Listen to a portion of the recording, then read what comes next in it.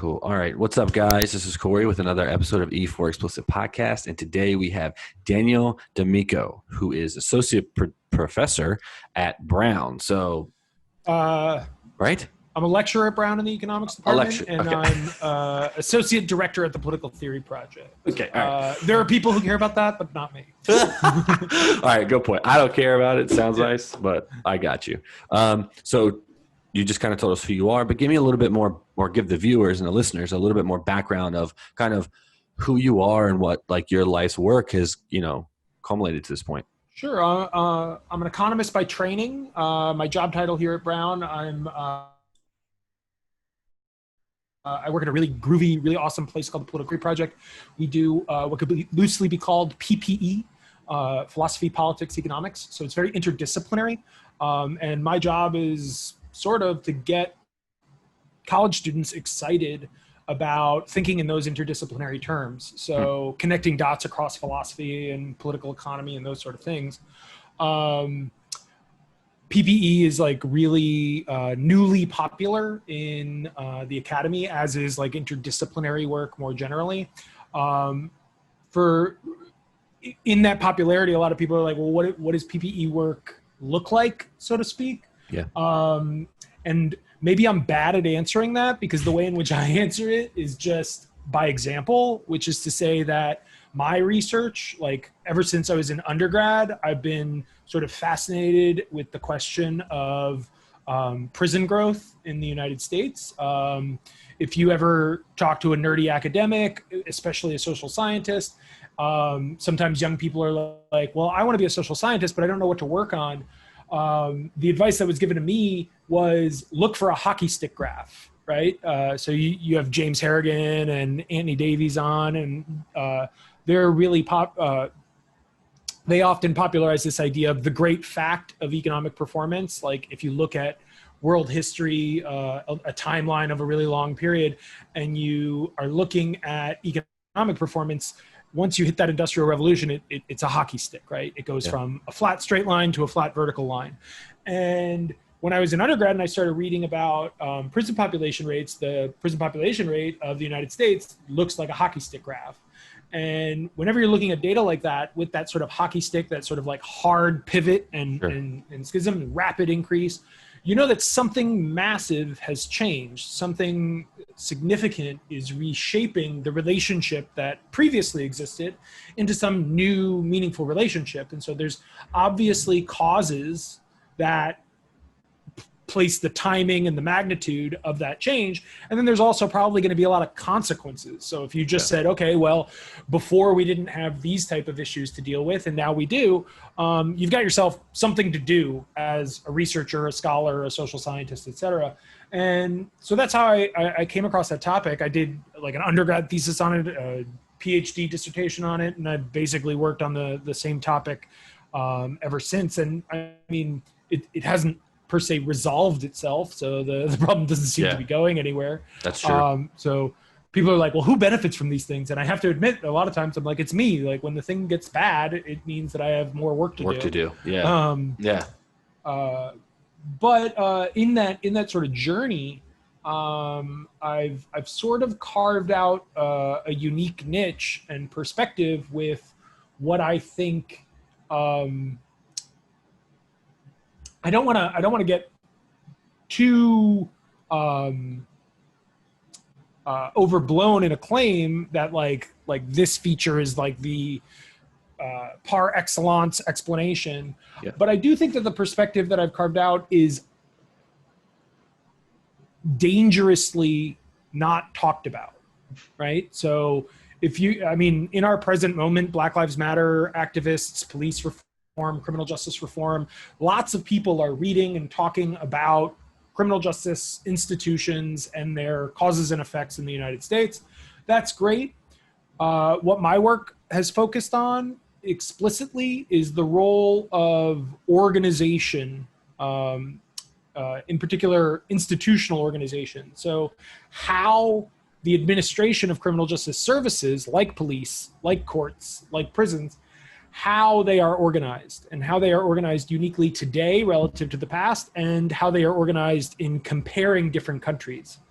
And what I mean by this, and like my friends who work in like private sector with like real jobs, unlike us nerdy academics or whatever, they know what I'm talking about. You know what it's like to work for a corporation that is very vertically oriented, where you have like multiple layers of bureaucracy and bosses that act over you and creates a distinctive type of incentive, compared to a more decentralized or horizontally managed organization where you have like different departments that have a degree of autonomy and independence relative to the others. Sure. So Bitcoin. That's just, Bitcoin versus central banking, right? Exactly. These are different organizational patterns for administering monetary policy. Yep. Well, businesses, you can have a lemonade stand that's a hierarchy, or you can have a lemonade stand that's like a decentralized franchise model. Sure. Organizations, as they're leveraged by the government, right? Police departments versus buses or education, et cetera. The United States compared to other countries, this organizational difference is also at play there. So one thing would be, okay, well, this is one of multiple different variables to do comparative analysis, right? You could say business A and business B. Business A is successful because the people there are all smarter, right? They're just better, more trained, more productive people, right? That's a very sort of like personal or behavioralist explanation to why business A might be performing different than business B.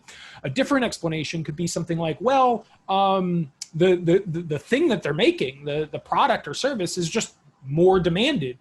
Business A versus business B. They're fundamentally different goods, right? But what I'm saying is that there could be profitability, real tangible performances related to the organizational pattern. That for all intents and purposes, the same quality of people work in both of these businesses. For all intents and purposes, the same intelligence and sort of work ethic of the people, like they're virtually clones of one another. We could say they're selling basically the same good or service, but you organize them differently. You have a different bureaucratic administration of authority. You have different layers of management, different layers of decision-making. That sets up a different incentive scheme for how real decisions are going to get made in those businesses. And what, this is not new to me, that organizational structure matters, right? This is something that management people and anyone who studies organizations and institutions and businesses really knows a lot about, but it's very, very under discussed when it comes to the criminal justice system, and when we look to explain prison population rates and how they differ in different countries. And so in short, I would say, if you wanted to understand the American experience, what's really going on when you look at that hockey stick and you say, whoa, we've quintupled our prison population rate in just a few decades since the late 1970s, I would say part and parcel of that shift is that criminal justice administration in the United States has become a much more federally involved program than it ever used to be. And this gets really, really confusing and really, really complicated when you start also talking about the United States in comparison to other countries, because, I mean, and we've known this since the 1800s, like this like groovy guy, Alexis de Tocqueville, wrote a book on the American penitentiary system, like the 1800s, before he writes Democracy in America. And his starting observation is, hold the phone, the title of this book is dumb. And it's like his own book. Yeah. But he was on assignment, and it's on the penitentiary system in the United States. And he's like, there is no one penitentiary system. He was like, we have multiple states. Within those states, there are multiple counties. Yeah. In those counties, there can be multiple jurisdictions of police patrol. So first and foremost, it's a network of multiple systems, right? There's a degree of the criminal law, right? The laws that are on the books are, I live in Providence. If you sneeze, you're in Massachusetts. Yeah. You're not supposed to do that right now with COVID, but you can literally like spit across the state line with a whole different set of criminal legal codes. Yeah. Now, in the United States, they tend to be kind of similar. It's not like you can I don't know. Can't murder someone in one state and be good. Yeah. Well, historically, it was like really easy to get away with murder across state lines because local states wouldn't have jurisdiction to go get you in another state. Oh, okay. Right? So they can't extradite you from another state. Yeah. So I mean, if you watch old movies that took place in like the 50s, 60s, 70s, I mean, there's a great Netflix docuseries about Bundy, serial killer, right? Yeah. The ability for them to actually go and catch him in Florida after he had killed people in Washington State and Utah, the profile of the crime was like slicing up college girls, right? Like, and they even had similar descriptions of the car and stuff, but we didn't have fax machines. And driver's licenses didn't have photographs on them until like 1990. Damn. So they had the guy arrested in Florida, but they had no like proof that it was him. And he did it. Yeah. It was way easier to be a serial killer back in those days. And sure enough, if you look at serial killer, it's like the trend line is significantly down, largely because of these like sort of logistic technological reasons. Social media, all kinds of stuff.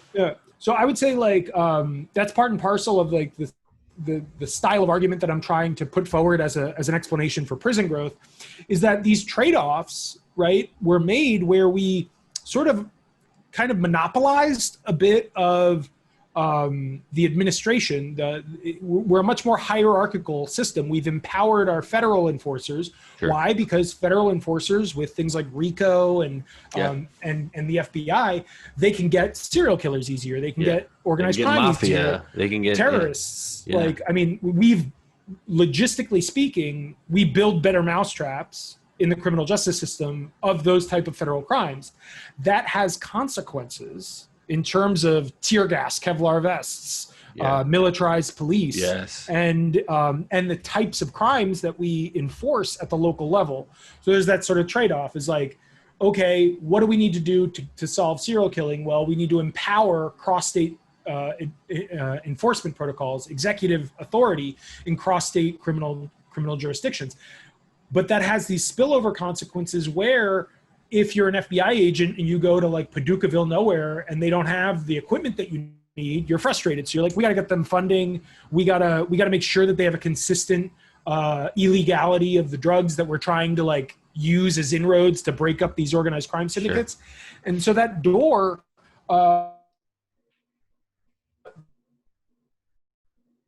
that doorway into funding, into like style of organizational management than we had accustomed to, that our constitutional system was designed to handle. And here we are amidst the sort of growing pains of figuring out how rights protections to cope with a balance of executive authority across state and federal policies. Damn, that's crazy. That's deep, man. That was a long explanation. Sorry. Just kidding. Sorry. No, it's complicated. I mean, like, it has to be. It has to be. Yeah. It's not like, oh, this is what I do. No, but so basically what you're saying is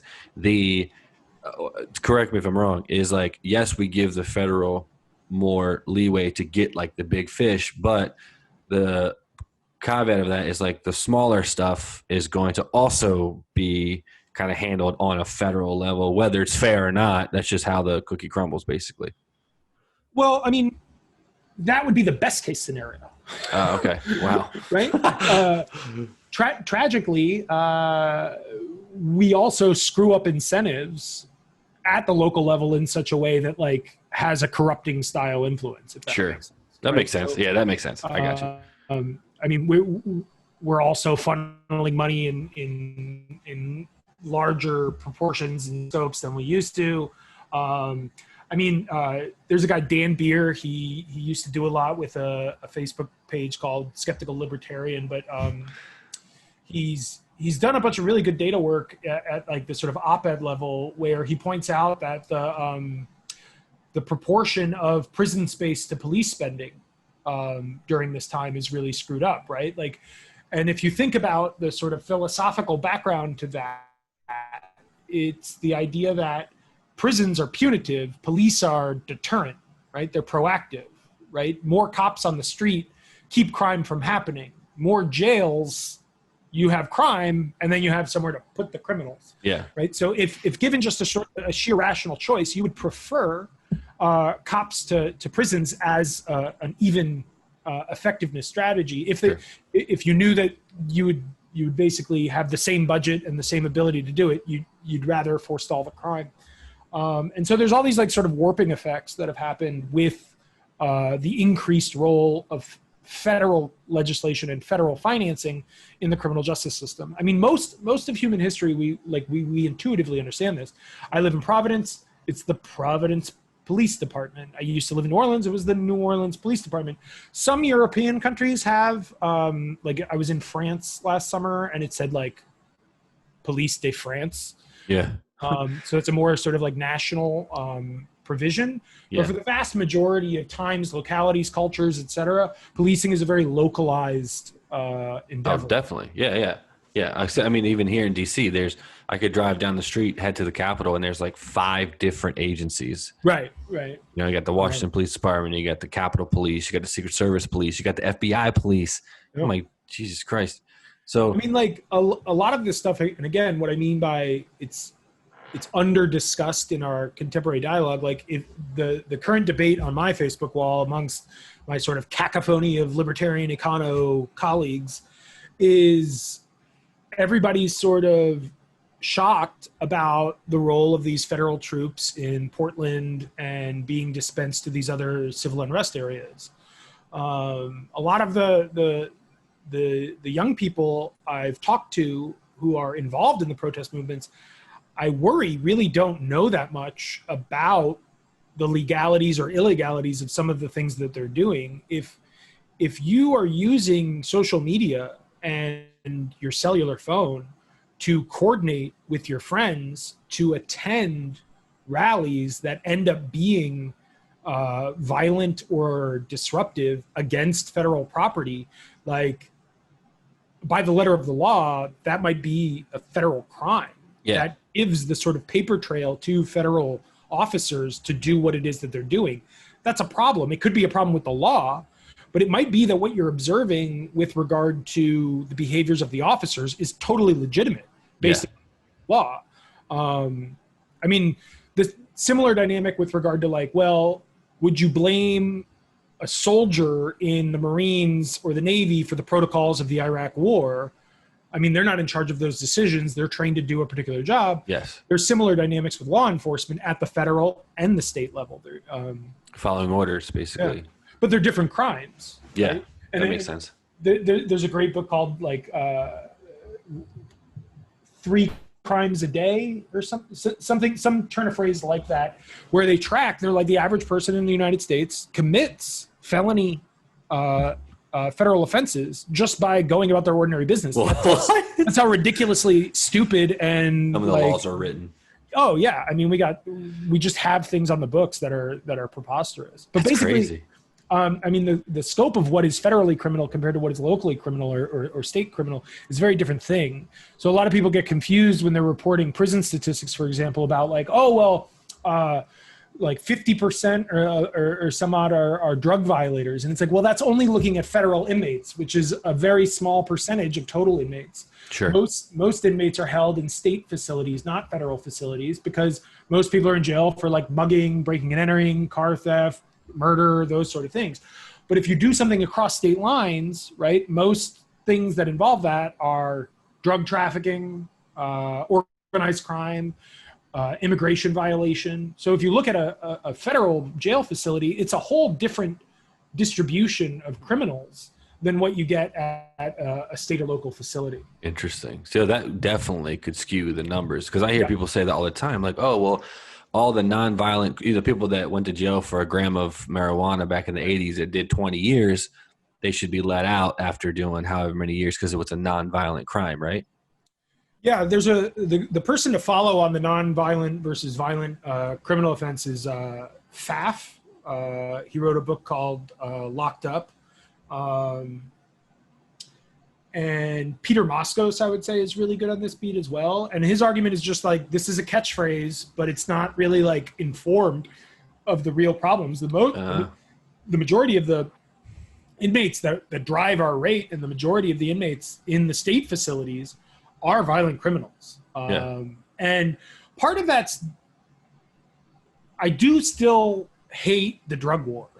Yeah, right. same, Like yeah. part of me is just too viscerally like libertarian to let it be ignored that prohibition causes violent crime. But it's not the case that there's like this super majority of like otherwise peaceful marijuana dealers that are like taking up the majority of space in our prisons. Sure. In federal facilities, traffickers take up a lot of space, but that's a far field from like I sold a dime bag of marijuana. Exactly. Yeah, that's like I work for the cartel. I could kill you if I get caught. Yeah. And again, it's like it's not like they are only selling drugs, right? Like if I'd be thrilled to be like pro cartel if there was like a principled commitment to like voluntary and peaceful drug dealing, but my impression is that that's just not the case. That's not how they operate. So no, that's so funny. That's crazy, man. So do you think that I want to go back to the hockey stick thing because I thought that was interesting how like you were talking about how there's a flat line and a giant upkick. What was happening before then that then made it jump up? Because like I think the U.S. is the most imprisoned. It's got the most prisons. I think it's got the most imprisoned people in anywhere in the world. I think. I don't know. I'm just going off of Facebook.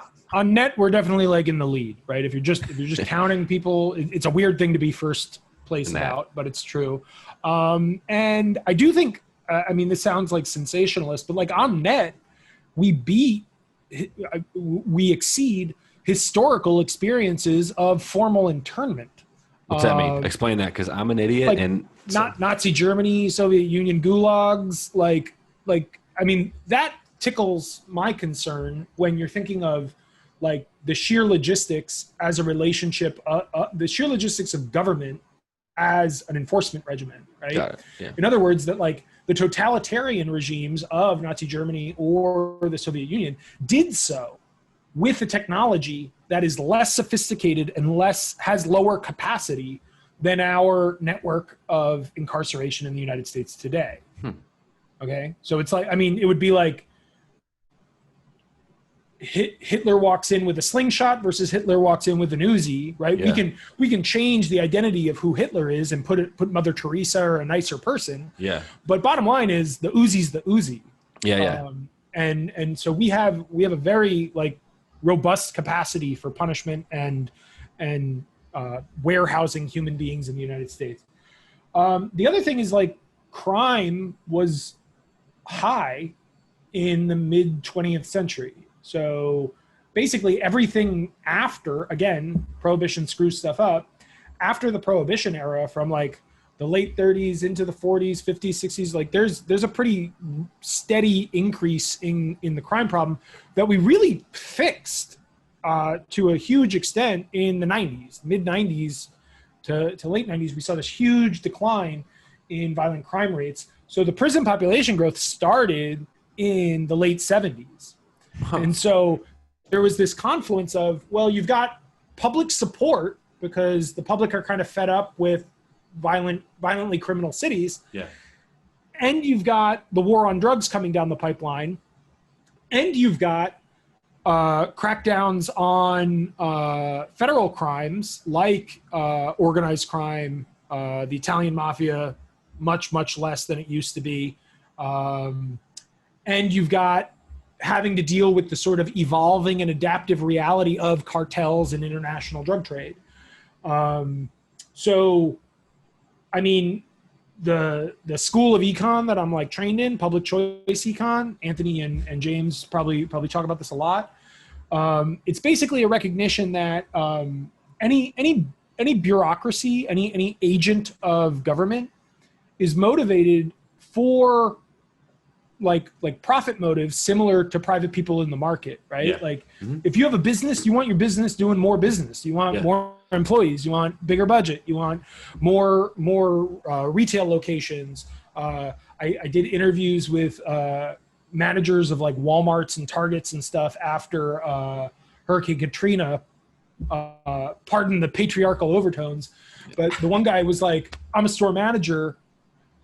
I want a super Walmart. I'm a regular Walmart. I want to manage a super Walmart. It's just like a housewife. Every housewife wants a bigger house. Yeah, like, keep it up with the Joneses. Yeah. Yeah. But I mean, that's the hustle.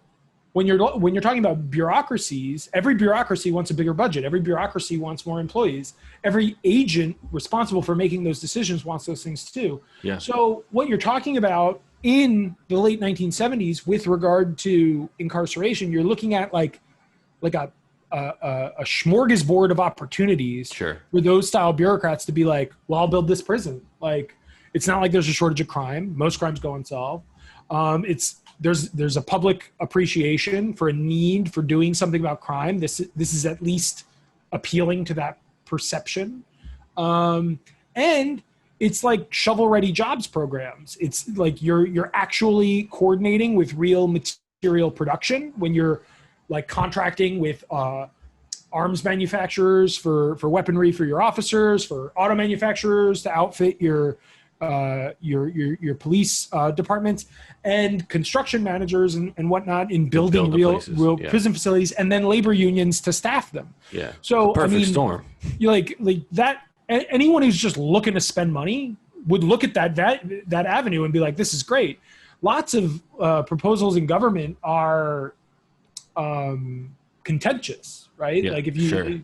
Like education spending begs a question as to like, well, what's the curriculum? How does that jive with people's religious attitudes? Like, if you were just saying like, well, where can I spend without like having to get flack? Criminal justice for most of those decades, up until very recently, with like the sort of protest movements and like elevation of more sort of like radical reform efforts. Like, I mean, vast majority of public opinion is like, yeah, everybody's pretty copacetic with spending on police. Most people believe that police are good. Most people believe that it's an effective response to crime. Most people believe that it's more affordable than it is, that it costs us less in pecuniary terms than it really does. Most people think that there are fewer people in jail than there really are. Most people believe that there's more crime than there really is. Is that all true, or is that just like, beliefs? I mean, that's what the data shows. Demonstrates. Yeah. Interesting. So are you a fan of, because I know like it's a big kind of like tagline to defund the police and this and that, but since everything is kind of done not on a federal level, like you have county sheriffs, you have city police, you have so many avenues, there's no way to just throw a blanket over it and defund everything or reform everything. So how do you see that, considering everything that you basically just said kind of is the opposite of what the mass, on the one hand, the funding model, I think, is the right target of attention. But I would be very, very nervous about the boldness of like a blanket statement like defund the police. Right. What I mean by that is like what I think is going on, and some of the current research projects that I'm working on and some of the previous stuff that I've put out demonstrates, is that federal dollars have acted like a puppet master across all of these different jurisdictions at the state and local level. Education can be a good parallel to this. If you're a principal at some school in your local state, where like you live outside of DC, so I like, live in DC, Northeast, but there's no public schools. But so like, let's say you've got a public school in Fairfax County, right? You got a certain budget. Pennies out of the federal coffer appear like millions to just your one school. Sure. So even if the available dollars don't represent the majority of your budget, it's just free, easy, accessible money that you can use to do things that you otherwise couldn't do. Yeah. And the dynamic with how federal funding into local police jurisdictions works is similar to that. Like I was trying to mention before, like suppose you're a federal officer, right? You're really trying to make inroads in the drug war. You're trying to take down a cartel, but the members are going in and operating on the ground in jurisdictions and small townships that don't have the resources to do wiretaps. Yeah, to combat that. Yeah, or to put staff on 24-hour like Surveillances. you would need them to do. So you can benchmark dollars and be like, well, we're going to give you this money to beef up that wing of your enforcement. So that does very little for muggings and purse snatchings and break-ins and all this other stuff, because now you've got these huge earmarked dollars just for being a sort of outsourced enforcement wing of federal criminal policies. Sure. Damn, that's crazy. So, but in a nutshell, so I personally think that the police should have more funding, because if, they need to, I mean, they're not trained right. Like if you look at a cop, not most cops, but I see cops all the time that are completely out of shape. And I'm like, bro, there's no way you're not catching my ass. You're not going to catch someone who really wants to get away from you or tackle you for your weapon or anything like that. And I don't think that defunding them, because then you also have to think about other programs. So I was talking to a friend of mine the other day, and we were talking about child trafficking and stuff like that. And I'm thinking, okay, well, who are the people that are catching these guys? Right. Cops, police officers, police departments. If you defund them, guess what? All that's going to go away too. So I think it's the opposite, but I just don't know how logistically, because I know we already get a shit ton of money to the police officers. Well, the thing is that money can be spent on lots of different things. Yeah. And what I'm suggesting is that specifically federal dollars tend to be earmarked towards specific things that actually have problems when it comes to policing the community or reacting to like civil unrest. Right. So I'd love to see, and I don't know what the budget figure is, but I'd love to see a more labor intensive policing model, right? Where cops had less militarized equipment and there were more officers. Yeah. And better trained. Yeah. So it could be that we need to pay police. It could be that you can cut your total police budget and still pay cops more, right? That's not impossible. Yeah. Or it could be that you could defund police on net, but make sure that the spending goes in effective areas. I don't have all the answers for that stuff, but it does seem so. Like what I'm working on right now and what I'm really trying to prove, there's a really big question about how America's federalist unique organizational structure is sometimes blamed for its exceptional prison population rate and crime trends and these sort of things.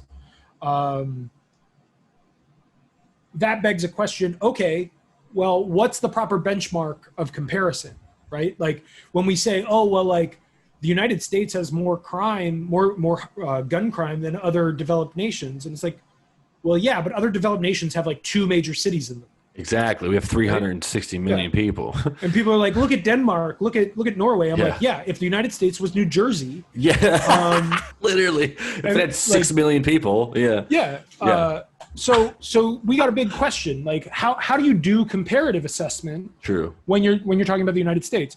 So one thing that I'm doing is I'm taking, okay, well, I'm looking at the criminal justice stats just at the state level. And then I'm using them as though they were each countries. And then to the global sample of countries. And one of the things that I think is conspicuous is that our 50 states act in unistep, or they all go together. They're like a school of fish relative to the global sample. Now, that's not just geography, and it's not just like American culture or something.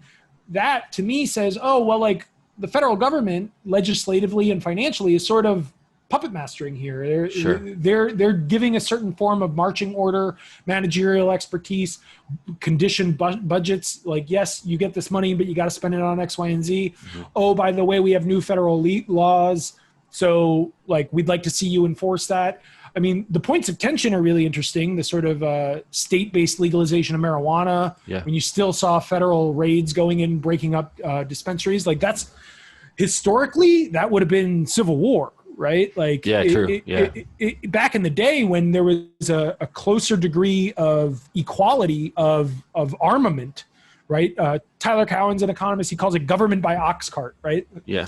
If you're talking about government in like the 1800s, you're talking about like a guy with a musket that has to like walk up your driveway and say, hey, like, can't do that. I'm the state. Don't do that. I mean, now it's just a horse of a different color in terms of what the federal government has at its disposal in terms of military weaponry and those sort of things. So what I'm trying to demonstrate is like, well, the 50 states seem to go, they cluster in their trends much more similarly than does the global sample.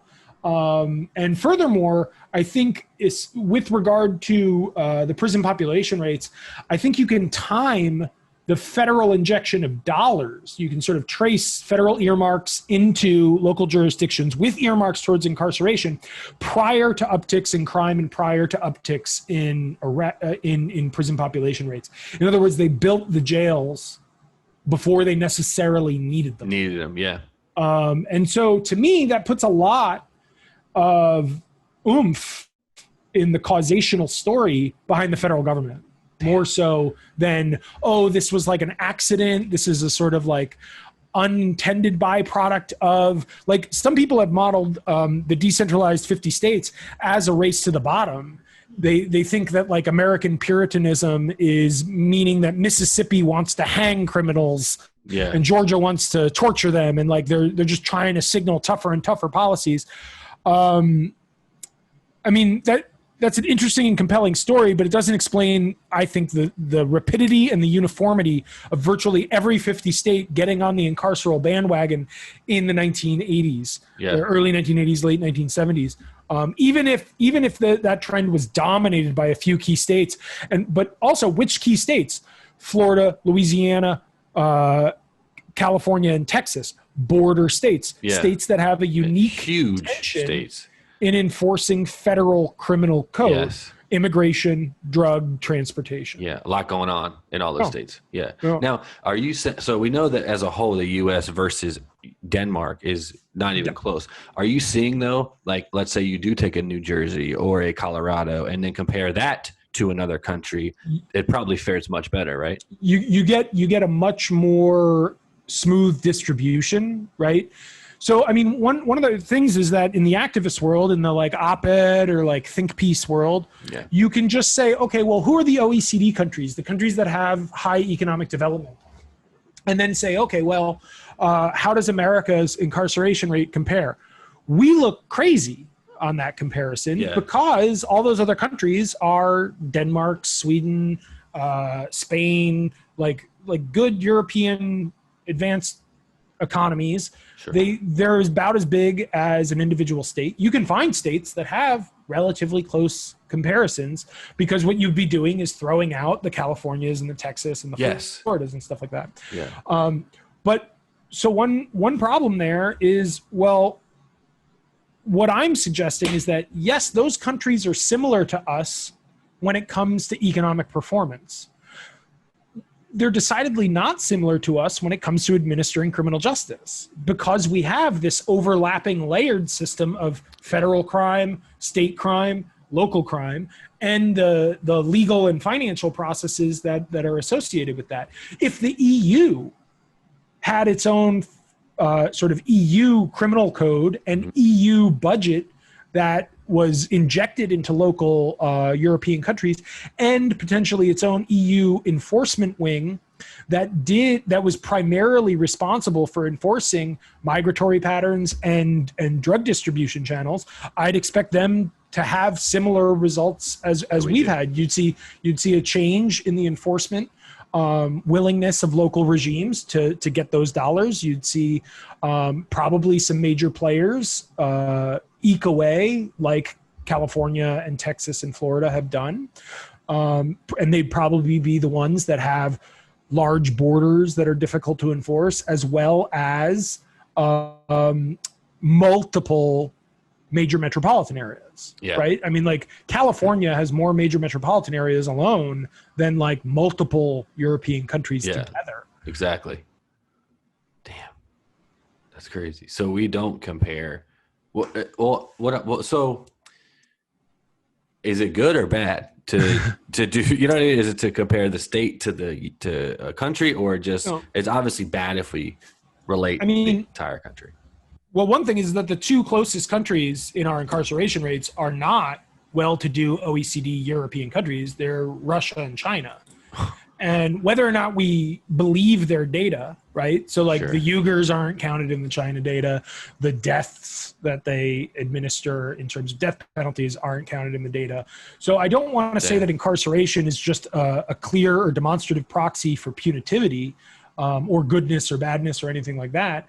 But I mean, so on the one hand, you would say, well, you're throwing those out in order to focus on European countries.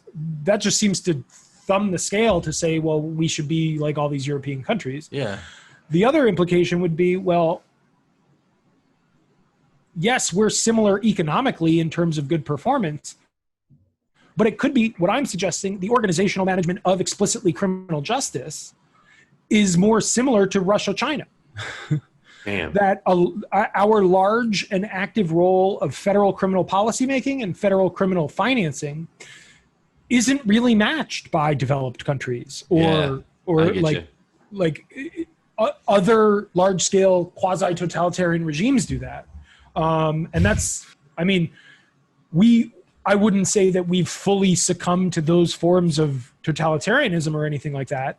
I'm just talking about, well, it has this conspicuous effect in the criminal justice arena where we're sort of coping with this behemoth system and a lot of challenging and undesirable outcomes for subsets of our population. Yeah.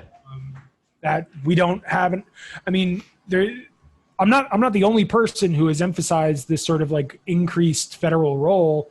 A really great book by a late Harvard legal historian, William Stuntz. It's called The Collapse of American Criminal Justice. And another one by Naomi Murakawa, the last civil right, or the first civil right, I'm sorry. And basically, I mean, they both sort of similarly track that, like, there are all these buzzwords in criminal justice, professionalization and programming, outcome-based performance assessment, on and on and on. Our criminal, in the same time as the sort of timeline trend of the hockey stick of prison population growth, we've had a significant organizational overhaul of new federal criminal policies, new money that gets funneled into local jurisdictions, new sort of training and managerial mindsets of how local officers are advised and trained to deal with the overlapping and historically unique parameters of our criminal justice system. Yeah. So are you pro kind of like more government help with that kind of stuff or not? I don't know what I'm pro anymore. I just like being against stuff. Don't we all? I mean, I think there's obvious low-hanging fruit. The drug war doesn't pass cost-benefit analysis. Like, that's obvious. I think there's a moral position to be made about open immigration and open borders. Politically, I don't think that that's very viable. Yeah, that probably wouldn't fly. But I do think that much like the tax code,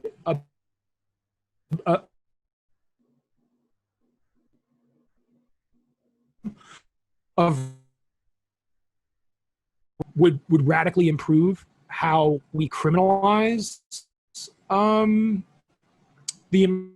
immigration process for a lot of people. That, I mean, everybody knows what the DMV is like. It sucks. Sucks. Everybody knows that, like, bureaucracy is like a pejorative word, right? Like, nobody wants to be described as bureaucratic. Yeah.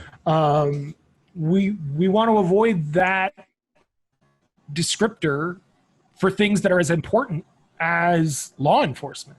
Yeah.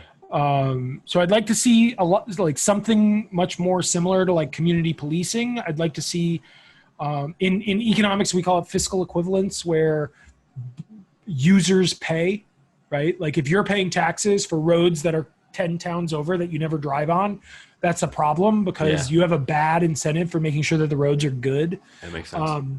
So the idea that like you could employ a bunch of people from one neighborhood to police in another neighborhood, like that's got some problems in it. I don't want to pretend like I know how to train police officers to do their job any better than they already do. My father was a police officer. My uncle Dennis is a correctional officer. Like everyone in my sort of like boomer generation family are civil servants tied in some way, shape, or form to criminal justice or fire departments. Wow. And even they, like my father recognizes that like if you turn on the TV and you watch a commercial to enlist in the police academy, it's like heavy metal music and people kicking down doors, and it's like, be a cop, fuck yeah. Yeah, I know, yeah. And like I said, well, what made you enlist? And he was like, I graduated from college. I like had my diploma and I passed a billboard that said help your community and showed a picture of a cop and a phone number. Yeah. And I knew people who had already been in, and it seemed like good benefits and a career strategy and a sort of lifestyle of civil service to like get ahead. I mean, so it's obvious that like something about the sort of like size and dimensionality of police is different today than it was when like previous generations of career officers 100%. first took their jobs. 100%. It was a community policing. It was people in the community had respect for the police.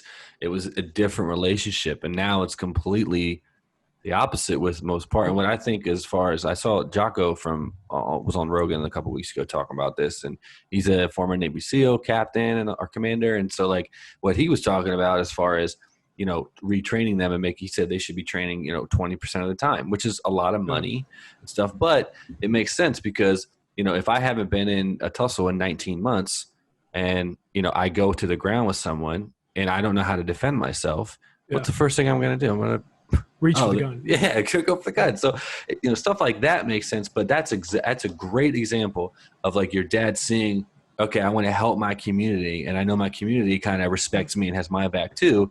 Now it's way different. Yeah.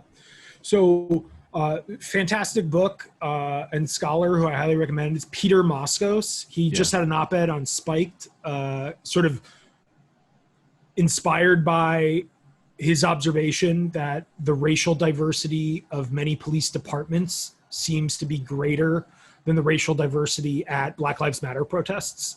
Wow. In his book, he has this great passage. He's a sociologist from Harvard. He just enlisted in the police academy in Baltimore. And this is like recently, like when The Wire was a thing. He was like an advisor for the show. Oh shit. He graduated with a PhD in sociology, and he wanted to do a sort of observational description of policing in Baltimore. And so he went to the police chief and was like, will you let me go through the police academy? And all he originally wanted to do was just sociology of police academy. Yeah. Right. And he thought that the chief would be like, no, you're an egghead, get out of here. Yeah. But in actuality, the chief was like, we need cops. So I'll tell you what, you can do police academy, but you owe me a year of service after you finish the academy. And he's like, I'm like a nerd with a PhD, and you're like, you're cool with that? And he was like, if you go through academy, you'll be cool with that.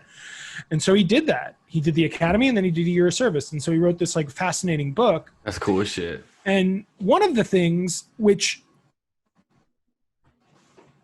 it's sort of the biggest, it's an example of the sort of like accidental dynamic that might be at play here. Like, so it's hard not to place blame with the billboard story of my dad. It's like somebody designed this. And like that asshole thought about that. Yeah. Yeah. Like Gibson Guitar Factory got raided a few years ago by a SWAT team because they had wood in their warehouse that like didn't abide by union policy in India. It was like the dumbest thing I'd ever heard. But I was like, I can't imagine being the guy in the van and being like, what are we doing? Like, we're going to kick down the door of what? Gibson Guitar Factory. And it's like, I would just feel like a schmuck. I'd be like, I didn't sign up for this. Yeah. So there's a degree where you're like, why did this get as far as it did? But then Moskos has this description where he talks about the proliferation of dispatch technology. And if you talk to older cops, my dad tells stories like this all the time, that like they were going through all sorts of layoffs, and some of the avenues that he had to get rehired back in the 70s were doing computer work. as precincts converted to dispatch technologies. Mm-hmm. And so what he talks about is the effect that new technology adoption in the 60s and 70s had on community policing. So it used to be you had to wear a silly hat, you had to walk a beat, you had to insert yourself into the community. And part of your own incentives of being safe every day meant that you would introduce yourself and you would get to know who was there, who's sort of supposed to be there and who's like otherwise suspicious and that sort of thing. And you deterred crime preemptively by your mere presence as a uniformed police officer. My father used to talk about that this would often sometimes be a loophole where if you were chasing someone and your hat fell off, they could claim in the trial that they didn't know you were a police officer because you weren't in full uniform. What? And so Moskos's description, though, really gets into the idea that, well, fast forward time a little bit, and you get to the 1980s, and they start applying computer technologies. They start applying dispatch, where you call 911, you report a crime, they walkie-talkie to a dispatch. You're no longer really walking the beat and replying in real time. You're sitting in a squad car at the end of the block waiting to respond after crime already takes place. Yes. And so, like, again, the financial model where the federal government sort of comes up with extraneous revenues, you hear stories of local precincts being like, we don't really need this right now, but we got the budget and we're spending it. It's a more capital intensive, less labor intensive policing function. And it weakens ever so slightly and very like subconsciously the good incentives of community policing, and instead makes the whole bureaucracy sort of like dependent and embracing and sort of complicit in leveraging like technocratic techniques like, okay, well, like the state says we've got to use this form, and the state says we've got to use this protocol. It basically gets everybody in a compliant mindset and protocol for policing. And I think, I mean, maybe I'm just like romantic, but like I like diversification. I like experimentation. Yeah. I like somebody should be like thinking like that. COVID's got me all kind of crazy because I'm like no township is doing anything like avant-garde to fix this. Like, yeah. Like I haven't read any stories that like, oh, Paducahville like has UV lights everywhere, or Kenosha did prophylactic hydroxychloroquine. Like I'm just curious what people would be doing to try things. Yeah. Early American history, that was happening with policing until you got this sort of like massive federal intervention style approach. Yeah, I couldn't agree with you more. I see it all the time here in DC. I go to a shopping center. I'll see these giant telephone pole type cameras, doohickey things that are like supposed to surveillance the area and stuff like that. But that takes away from the community feel of cops walking around, talking to people. And that's what Jocko was saying. He's like, initially when they went to war in Iraq, first of all, for a 6-month tour, they would train for 18 months. Yeah. So they're overtrained for the operation. They go in and they used to just run through towns with their Humvees, all this kind of stuff.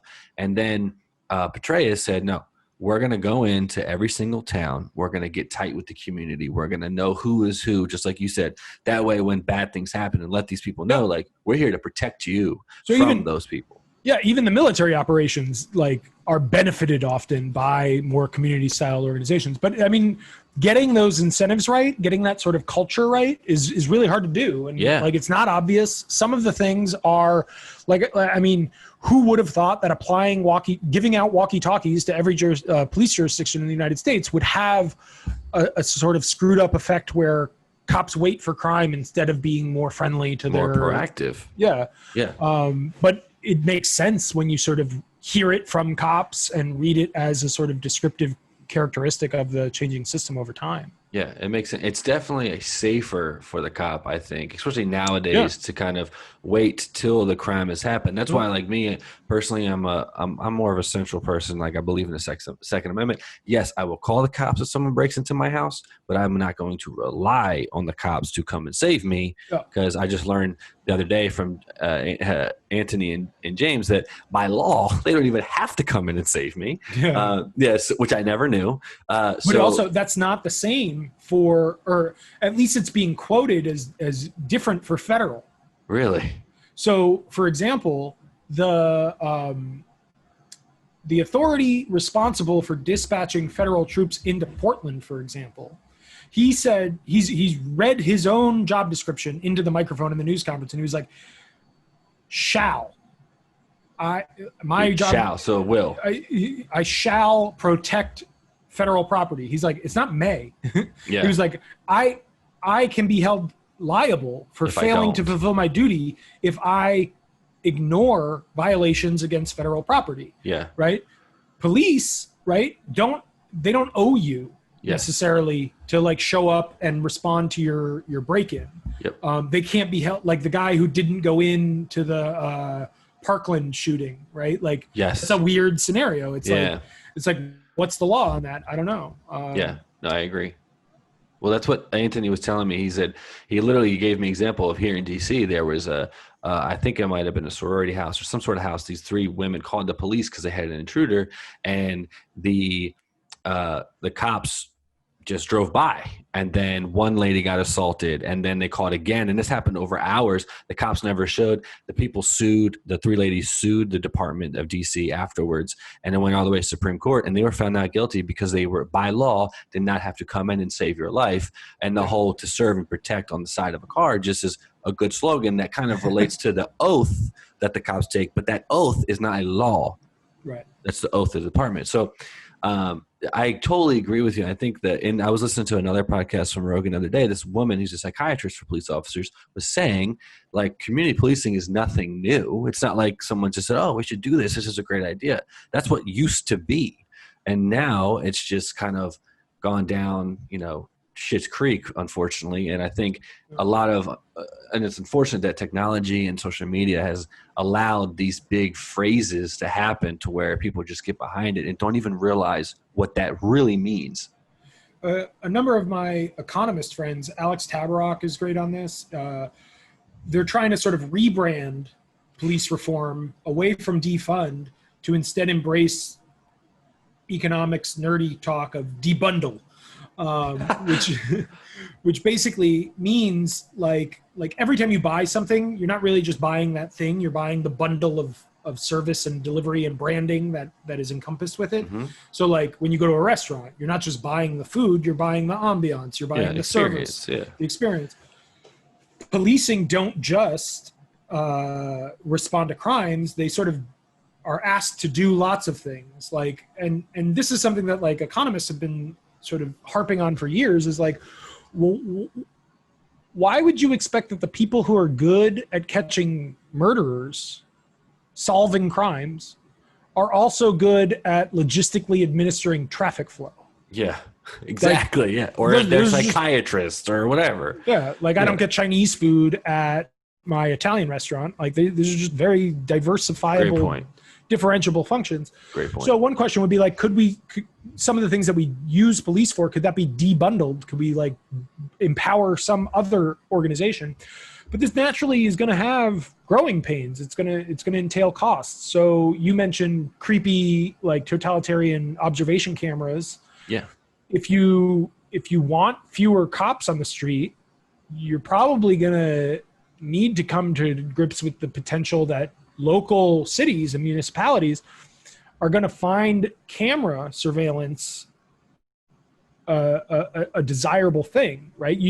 If you're trimming the budgets that they get from their state coffers and their federal coffers, you should expect them to strive to increase their revenues with camera tickets and of citations and fines. So like that, like those things going up are probably going to be part of the cost. People are talking about, okay, well, traffic administration, it doesn't seem obvious that you have to have police to do that. I agree with the intuition there, but it's a different circumstance depending on the ratio of gun ownership and the ratio of criminals out in the population. That's true. So for example, like the worst thing that's happened to a scientific understanding of the criminal justice system is shows like CSI. Yeah. people have a delusional perception of how equipped and how sophisticated policing is in any individual jurisdiction, right? Yep. Like if you ask, did you take fingerprints? Yeah. Like ask an officer, like did you bring out the lab guys? They're like, they're going to laugh at you. They're like, It's that's not real. not how that works. Everywhere. Yeah, exactly. So, I mean, similar, virtually zero resources are dedicated to apprehending known criminals who have skipped their bail. Really? Right? So let's say you do a crime. Let's say it's a violent crime. You like murder someone or something. Yeah. Or like, but it's like the charge is not like murder one. It's like aggravated assault or whatever. Sure. Like manslaughter or something. Yeah. But someone has been violently victimized by what you did. Yeah. You get arrested. They bring you to jail. You can post bond before your trial, right? So you can get a bail bond. That's a private initiative. Yeah. So the bail bondsman now has a strong incentive to make sure that you show up for trial. So they typically hire like straight up bounty hunters, like dog or whatever, to like go get you. Yeah. Those guys are extremely effective. But like people who either float their bail because it's set low enough, or so like people who aren't violent criminals, but like you bounce checks, you did something fraudulent, whatever. Like, let's say you have a $10,000 bail, you get someone who you know to pay that, you front it, and then apart from like knocking on your door, like they don't launch a full-scale investigation, they don't launch a manhunt, they don't like track you down, they don't like super sleuth and go get you. Yeah, they just catch you when they catch you. The vast majority of the ones who they catch when they catch because of random traffic stops. Yeah. So it's something about like you could ask Anthony about this. Like it's just the law of large numbers that like you pull over X number of people, you're bound to get somebody. Yeah. 8 out of 10 crimes go unsolved. Like you're just running the plate and the on outstanding warrants are done so by accident, not by detective work. Yeah. Right. So if you're saying, okay, well, we're going to turn over all the traffic stops to some sort of civic organization that is going to be less prone to death by cop. Well, now you've got like, do you think that a criminal with warrants out for their arrest who has a gun under their chair is going to be copacetic when the like safety patrol officer pulls them over? Like a large part of the reason why we have police do the things that they do is because we have a lot of contexts that easily devolve into violence. Yes. So, I mean, I think the challenges of policing are ultimately ones about resolving real social problems like poverty, gangs, everything from single parent households to like, I mean, people are finding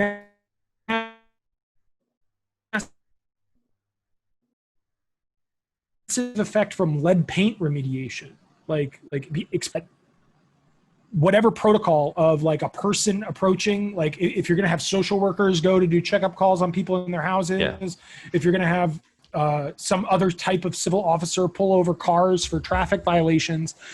I mean, if you have gang members and drug dealers who are otherwise prepared to use violence in that population, even in very small numbers, you're going to exaggerate the risk and willingness of the people on the other end of that to do that job. Yeah. And when we've done independent things like that, typically the feedback you get is that they request officer assistance. Yeah. So you've got a system where social workers go for a checkup call, but they're constantly calling the cops like, okay, can you come with me on this? And like, just in case. Yeah. I see videos of that all the time. Yeah. That's crazy. Well, we don't have all the answers. Yeah.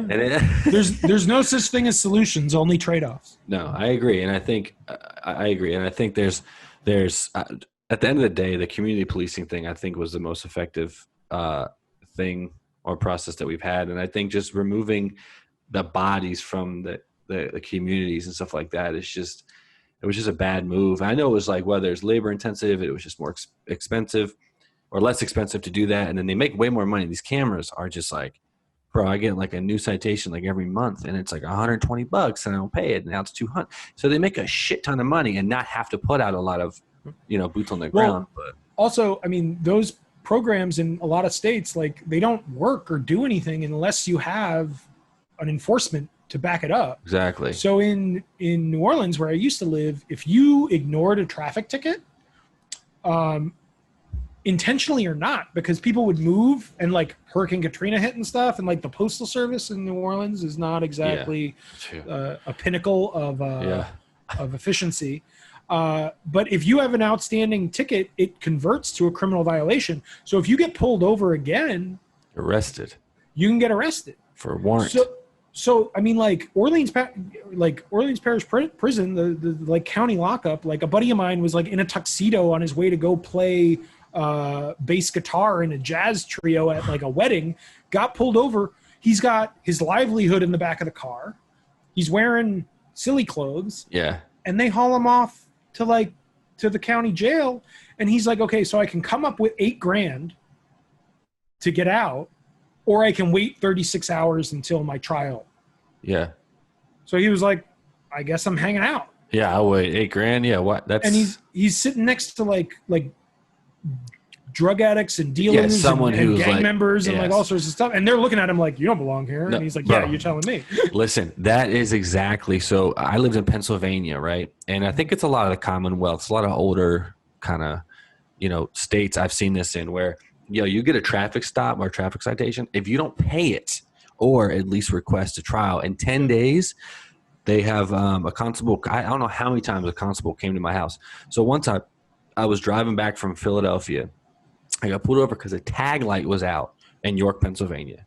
And the cop, I was going to be a cop. I wanted to be a homicide detective. So I kind of know like a little bit of like when I see two cops roll up, okay, I know I'm probably going to jail because why would he need backup?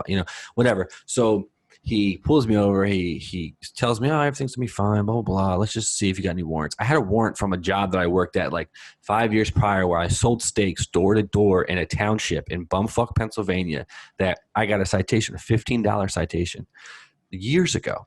And they spelled my name wrong and gave me the wrong address. So I never got it in the mail. Yeah.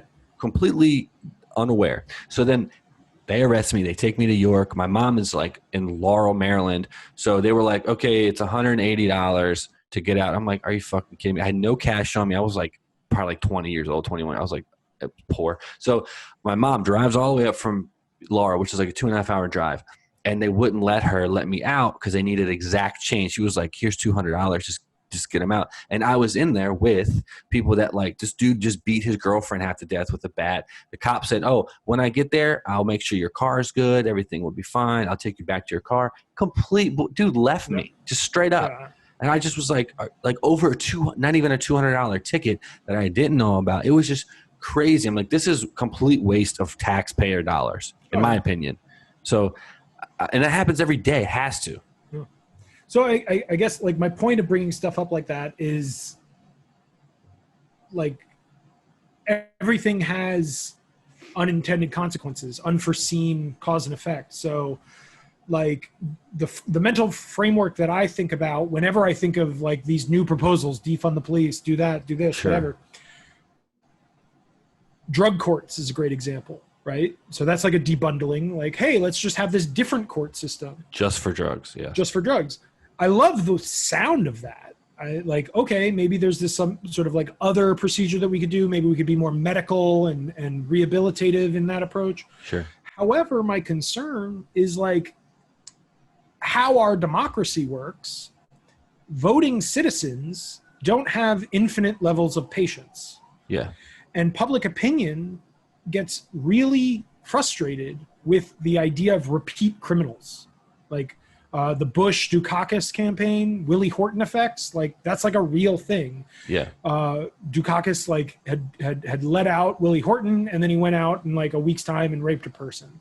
And everybody's like, well, where did this guy come from? And it's like, actually he was released from the system like just virtually moments prior. Yeah. That sets a really bad precedent. You can rile up your voting base to like support all sorts of stuff when things like that happen.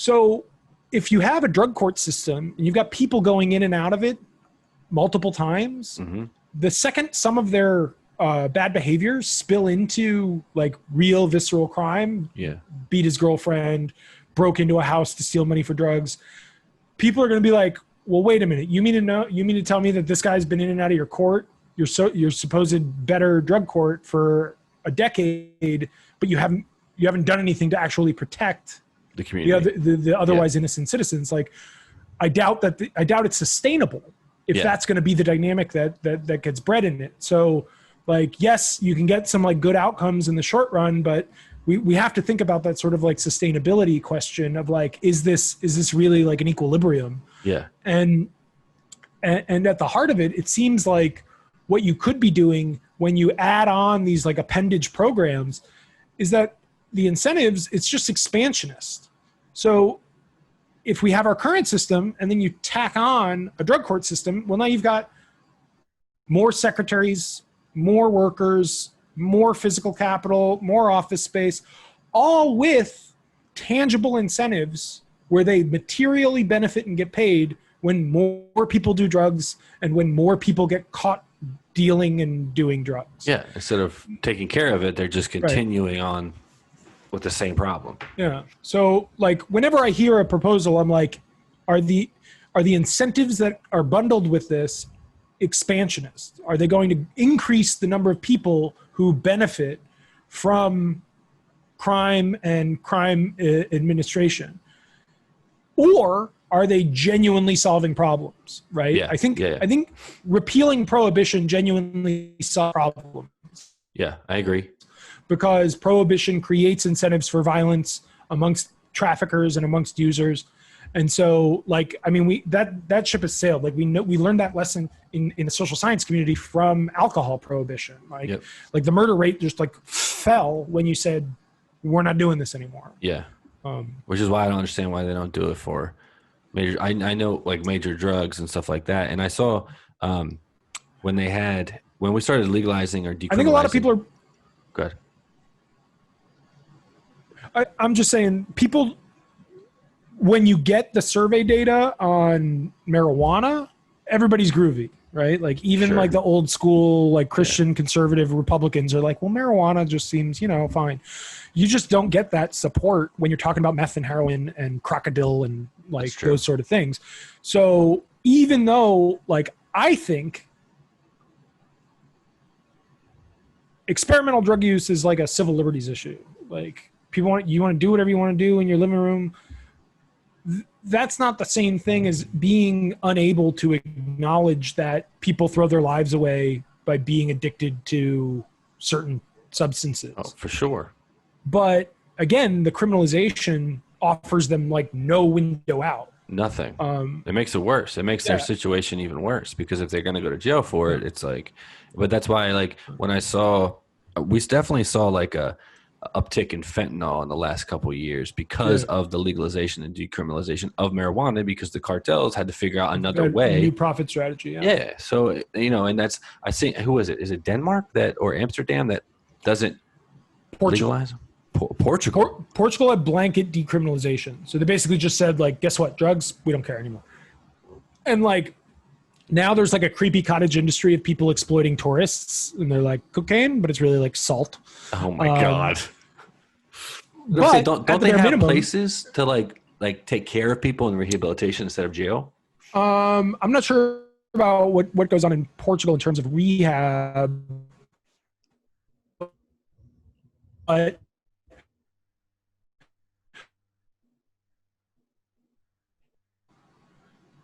caffeine's a drug. Sure. Tobacco's a drug, alcohol's a drug, but you can get those goods and services in an infinite variety and specialization to your needs. Like a Starbucks is a caffeine delivery system, and you can get like mocha frappuccino, whatnot, and freaking rainbow colored sprinkles on top. Yeah.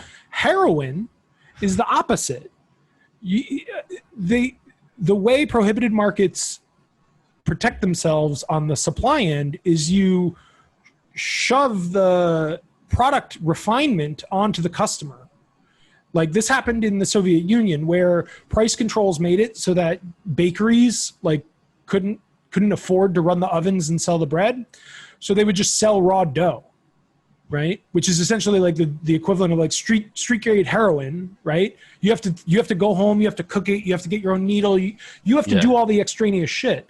Good markets, right? You would have baristas, so to speak, of all of these other substances. Oh, you need it. You want it cut this way. You want it done that way. You want it done under secure circumstances. And in the high end of the drug market, those things exist. Like you can get a sort of like trip sitter, or like sometimes like high end heroin dealers basically have like a hotel, and like you like check in to like consume and everything, and they like watch you and whatnot.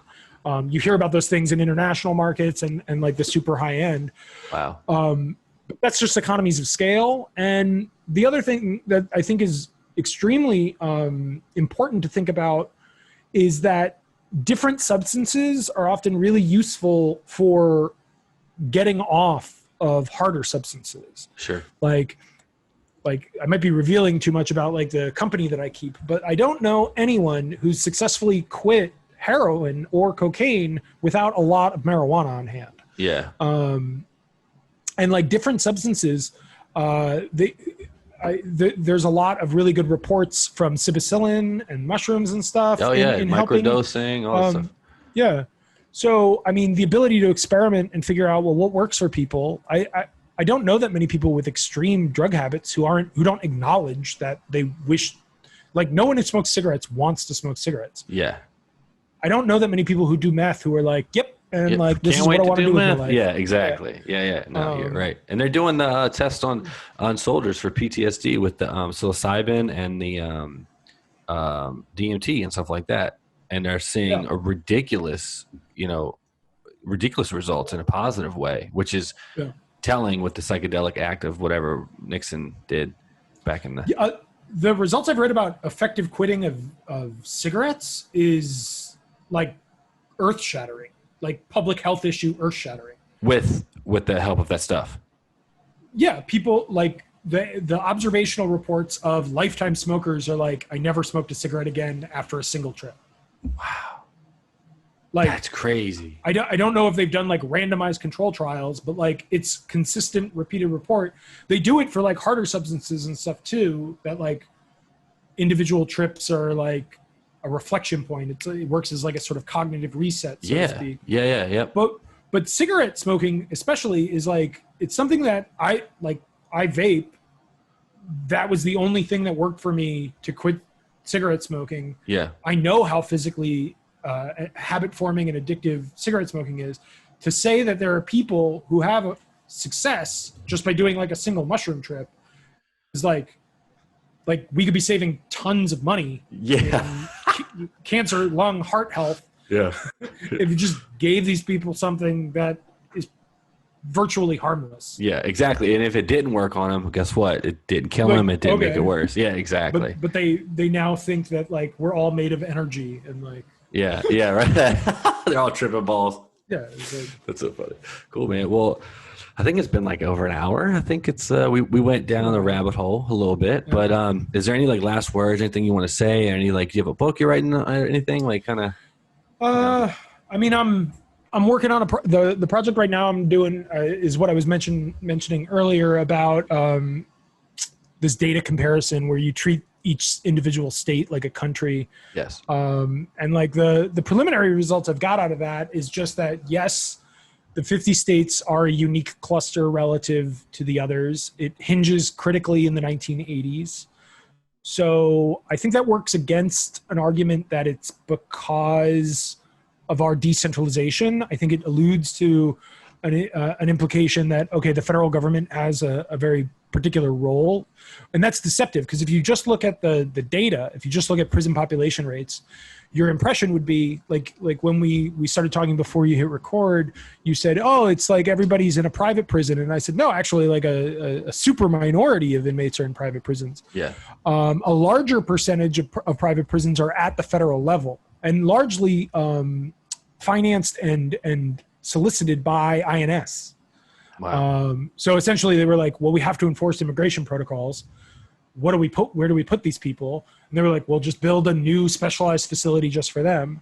Similar with juvenile facilities. Private prisons basically do the things that need uniqueness to them, right? Which should be revealing about the weaknesses of our system, that like we've become very monolithic. We've become very one size fits all, when the realities of crime across the jurisdictions in the United States is anything but one size fits all. I was gonna say that's not the case. Like it's not even one size fits all within a state. No. Like policing New Orleans, Louisiana is radically different than policing Shreveport, Louisiana. Sure. Policing Miami, Florida is radically different from policing Arkansas. Like, yep. Empirically, like that's the dynamic that my work is trying to speak to.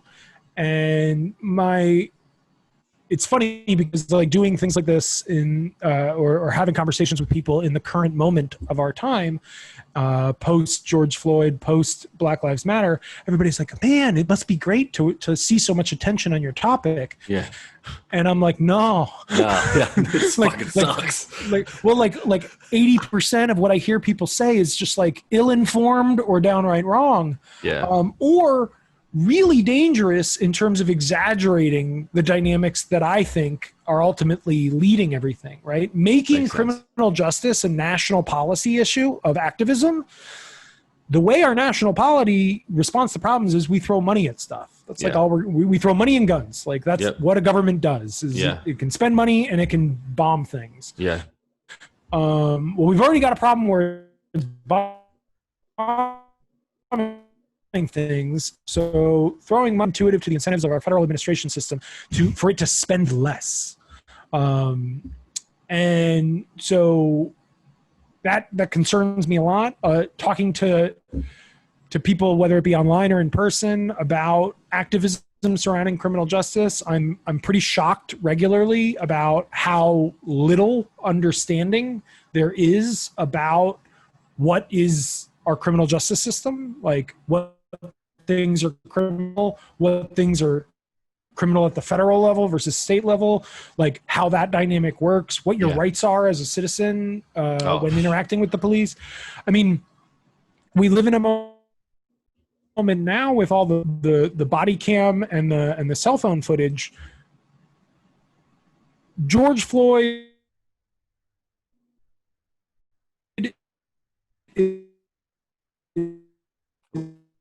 Hold on. I lost you there. After the camera started rolling, this just looks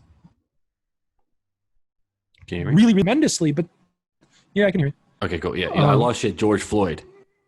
Oh, I was just saying the Floyd tape is like the first unambiguous example where everybody is like, this is despicable. This is really a problem. I haven't heard one person say the opposite. Yep. Doesn't matter what happened before. Doesn't matter what happened after. It was like, this is excessive. It was unnecessary. Like every cop I've talked to is like, why didn't they put him in the car right away? Same. So I wholly agree with that. My colleague here at Brown, Glenn Lowry, he himself is African-American. He's really frustrated by the default racialization. He's like, we don't know if the guy responsible is necessarily like a Klansman. Yeah. We don't know if this is an act of stupidity. We don't know if this is an act of malice. We don't know if this is an act of two people who knew each other for a long time beforehand, and there was explicit beef between them. None of that's conveyed in the video. No. So there's some concern about like default racializing these topics. I'm not sure where I stand on that. I definitely think that African Americans in the United States have a reasonable complaint insofar as the expansion of criminal justice and policing is disproportionate. It affects them most viscerally and in ways that it doesn't affect other communities. For sure.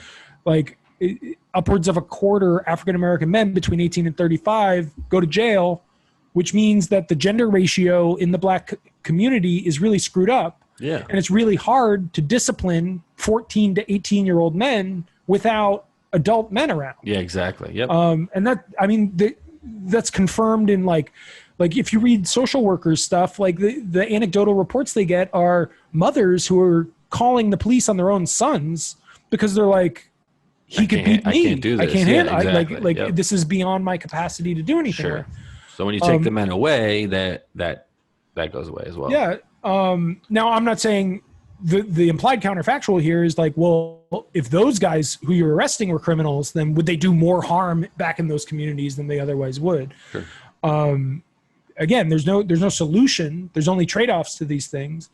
But again, it's like making it a national policy issue lacks the local on the ground knowledge. It lacks the sort of like experience learning. It lacks a lot of the potential to really succeed at community policing if it's the case that community policing has potential benefits. Yeah. That's so true. So, that makes so much sense. So I mean, like my default when I see footage prior to George Floyd is I really don't know what I'm looking at. It doesn't surprise me at all if lots of ordinary people look at this and think that they're seeing police do illegitimate things, but I think they don't really know what the letter of the law is or what typical police protocol entails. I mean, and like, so there was the shooting in Georgia where Wendy's. Yeah. The guy like took the taser and then got fired. I'm like, according to the letter of the law, like I doubt that much is going to happen to this officer. Yes. Now with the immunity and all the things that go with that. Or sometimes, I mean, one of the big things that's surprising, I came across stats where like consenting to searches is higher amongst black suspects than white suspects. And it's like, if you watch police, like reality TV shows, like Cops and whatnot, they're like, is it okay if we can search your car? People are like, yeah, I guess so. And then they find a bunch of drugs. I'm like, why would you say yes? Yes. Yeah. Like, yeah. But if they say no, they go to jail. But you definitely go to jail if they find all your drugs. Well, isn't there like a loophole to where, because if they say no and they say, okay, we're going to jail and now we have your car, we have possession of it, now we can search it? I mean, I don't think that they can search it once they have to get the clearance. They buy themselves time. Yes. But like every lawyer I've ever met, especially with regard to like drinking and driving and stuff like that, they're like, don't blow a breathalyzer. Yeah. Like, oh, but if you don't, you go to jail. And it's like, well, you definitely go to jail if you blow with alcohol on your breath.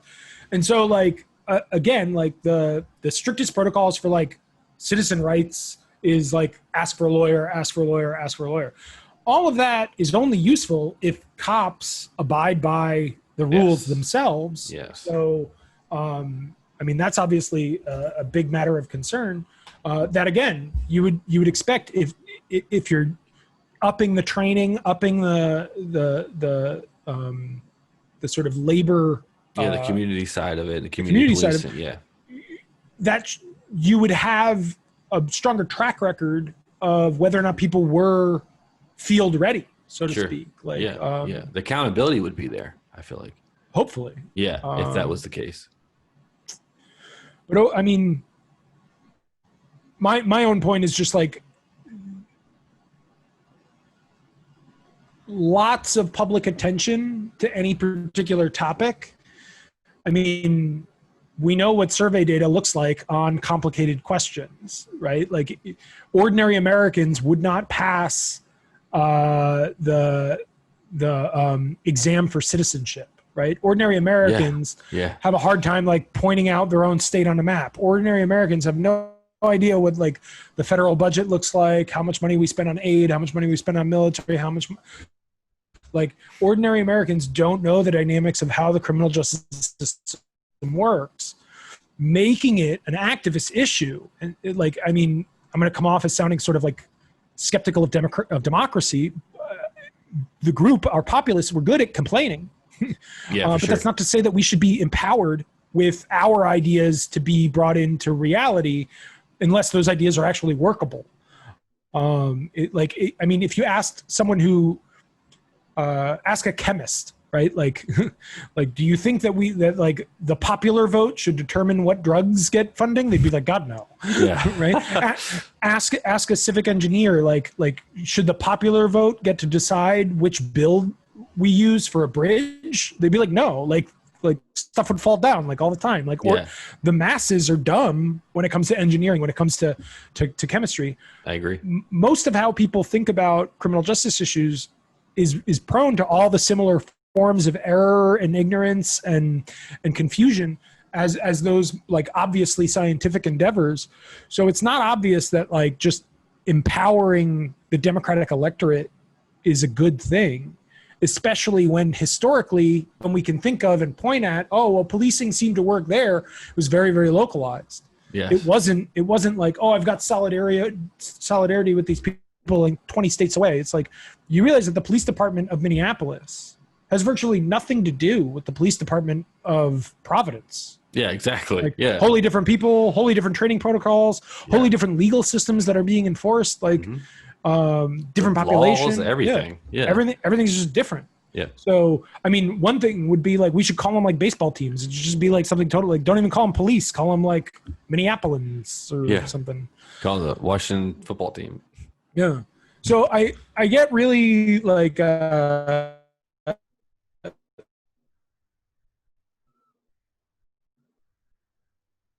just because when you actually talk to activists and you're like, okay, so what do we do? Apart from like showing up to a march or something, it's not obvious that there's a lot of good proposals on the table there. Yeah, there really isn't. I haven't seen really anything except for, like what I said earlier, as far as police reform and like stuff like that. Yeah, there really isn't anything. And even like you said earlier, like no matter what is done, there's still going to be growing pains. There's still going to be.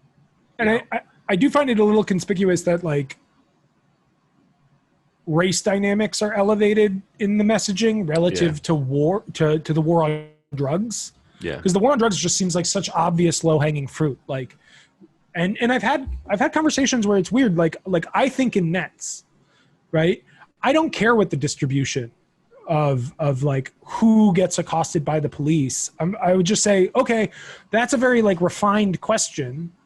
The magnitudes are not obvious, right? Like, and last I would just say, well, let's just reduce the net, right? If it's true that the majority is disproportionately affecting African Americans or other minority groups, then reducing the net should address that. Sure. Like naturally. Yeah. And I've had conversations where people are like, no, that's not enough, or that's just not what we want. That's not what we want. Yeah. I'm like, so you mean to tell me that if we leave the nets alone but flip the racial dynamic, you're cool all of a sudden? Like, yeah. Like that's, I don't think that's the right way to go about it. And in fact, like accomplishing refined changes in the distribution of outcomes is probably really, really costly and difficult to manage. But reshaping nets is like, hey, guess what?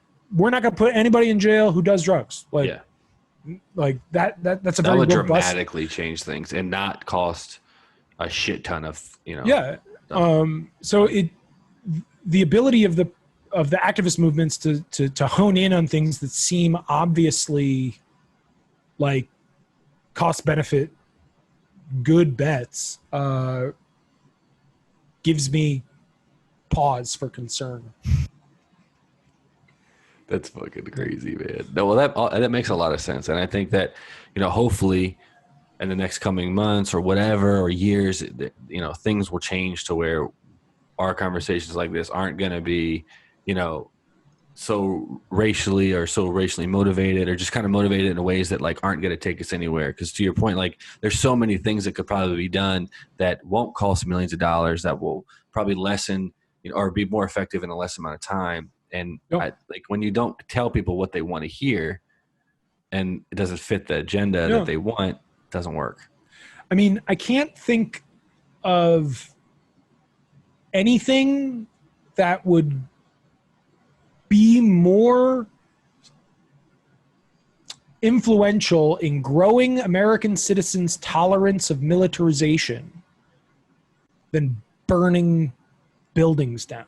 Literally.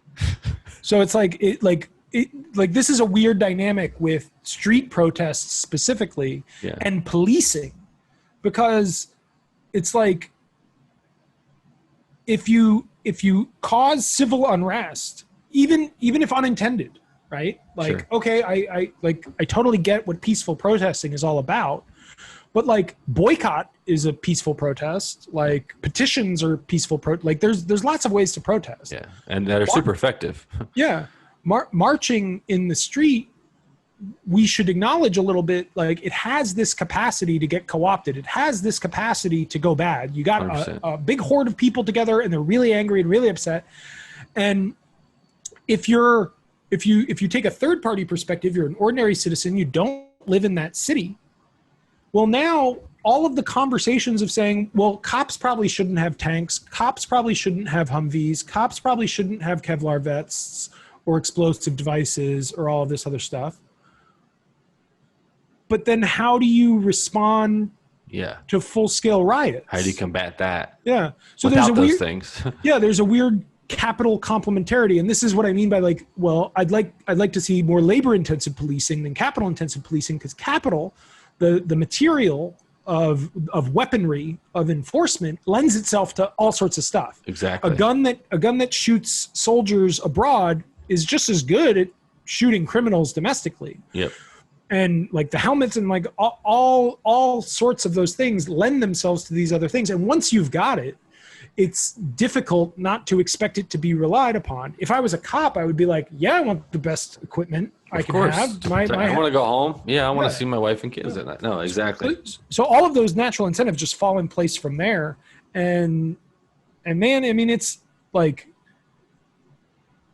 I am waiting with bated breath about how these November elections turn out. Yeah, there's a lot of social science that like civil unrest was part and parcel of like building the public opinion for the tough on crime legislative overhaul in the 70s and 80s. Yeah. The civil rights movement and civil unrest there. Omar Wasow has a really cool paper on this where he basically says like there's two equilibriums, right? Like the super peaceful protesters get beat up a bunch and public opinion is like, well, they're in the right, and you pass the Civil Rights Act.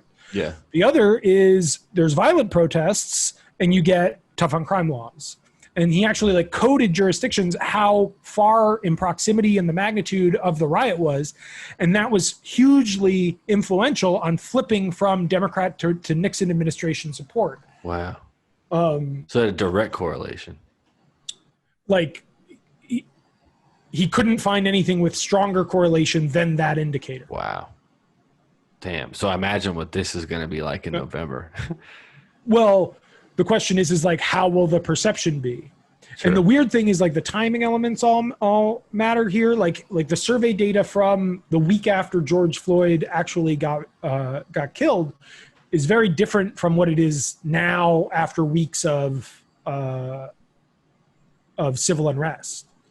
So, I mean, like, I'm not on a political team by any stretch. I'm not pro-Trump. I'm not anti-Trump. I'm not pro-Biden. I'm not anti-Biden. Yeah. I'll say like my mother gasps, but I don't vote. Yeah.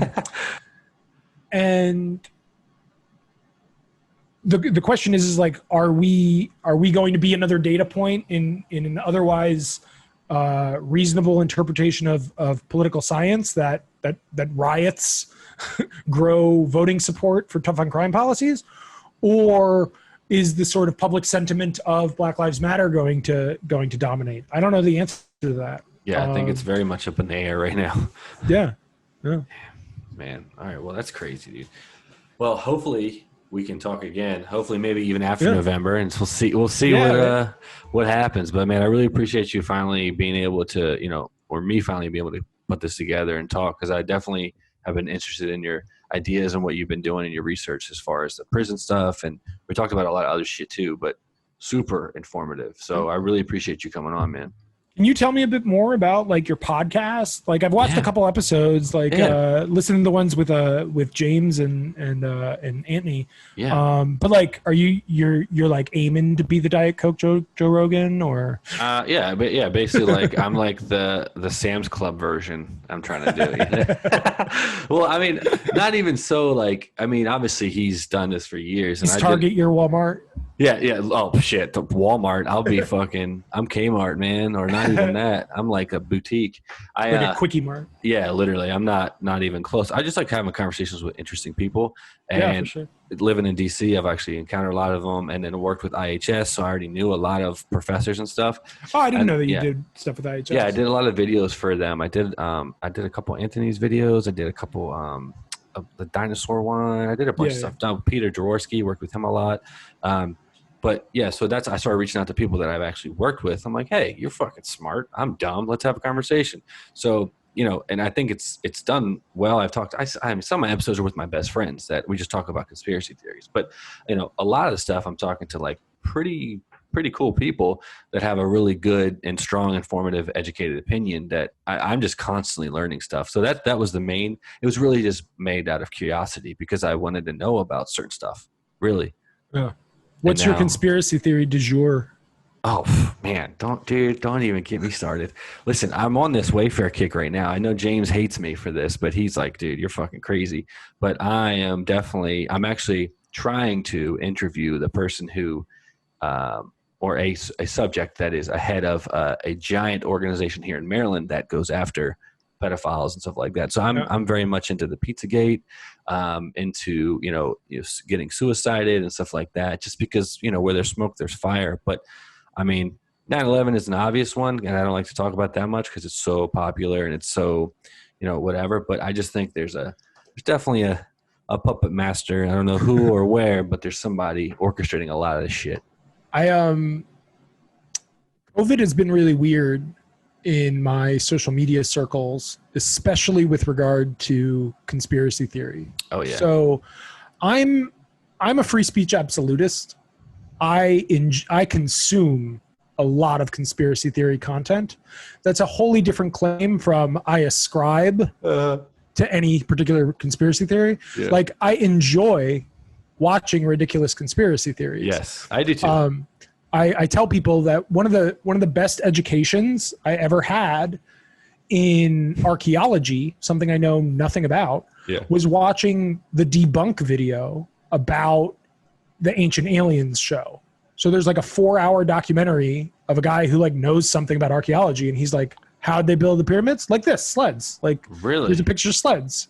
There's like 30 articles in archaeology journal, whatever. And I'm like, I don't know how to navigate all of that academic literature the way I do my own. So I learned a tremendous a lot, like learning the bad way to think something or like a bad, like logical argument is a great way to like refine and hone your ability to A, spot fallacies and then B, like subject your own ideas to like the types of exploitation that can happen with those things. So I think it's a great, I know that there's like a private public dynamic with like YouTube censorship and whatever. And like YouTube's a company, they can do whatever they want, but like, it's hilarious because it's like 9/11 conspiracy theory videos is why YouTube is what it is. Like, exactly. And now with Wayfair, I'm like, the internet ain't been this lit since like since September 12th. Like that's what I'm saying, dude. Like, that's so spot on. And in addition to that, now you've got overt like intervention and control over messaging on social media platforms over this COVID stuff. Yeah. And it's like it doesn't matter what the substance of the conspiracy is. You're talking about the doctors with the hydrochloroquine and stuff? Or they won't let you talk about vitamin C. Yeah. The stuff that you could literally dissolve a lot of this stuff is by taking care of yourself. Like you're not allowed to be like, hey, go for a jog and here's how to improve your immune system if you're mentioning COVID in the context of it. I mean, that's bizarre. Again, I prefer the experimentation, like let people figure things out and like try to do stuff. And it seems like a lot of the messaging is just the opposite around that. Yeah. And this is all in line with, or at the same time, as the fact that we're at just like historic lows in trust of like a lot of major institutions. So like, have you ever talked to Steve Davies? The English guy? Yeah. I reached out to him a bunch of times, but he hasn't got back to me. So he's totally awesome. And he has been beating this drum that he calls the Great Realignment for like a decade. Really? And he predicted like Trumpism, Brexit, like all of these things. Damn. And it's a very intuitive little model that he describes where it's like, okay, look, winning politics, or like the equilibrium of left-right paradigm in the Western developed world, is about how the different political parties appeal to these overlapping interest groups, right? The left was things like labor unions, ethnic minorities, immigrants, and the right was like Christian conservatives and constitutionalists and whatever. Yeah. And basically what he said was that in the last 20 to 30 years, a number of the interest groups on each of these sides feel displaced. And so you've got a lot of people like sort of moving, like unionists in the American context went for Trump. They went for Brexit. These are traditionally left-wing political movements who, because of concerns about immigration, concerns about global trade, were like, oh, now all of a sudden I'm a conservative. Jewish populations with tensions between the Islamic world and Jewish relations, it's like typically on the left, but like the more orthodox your voter is in Judaism, the more they tend to be with right-wing politics, for example. So there's these subgroups within each of the sort of sides of the political platform that seem to be migrating a little bit. And Steve calls this the great realignment. And it's like a lot of other people are just like, oh, populism, like this is just populism. Yeah.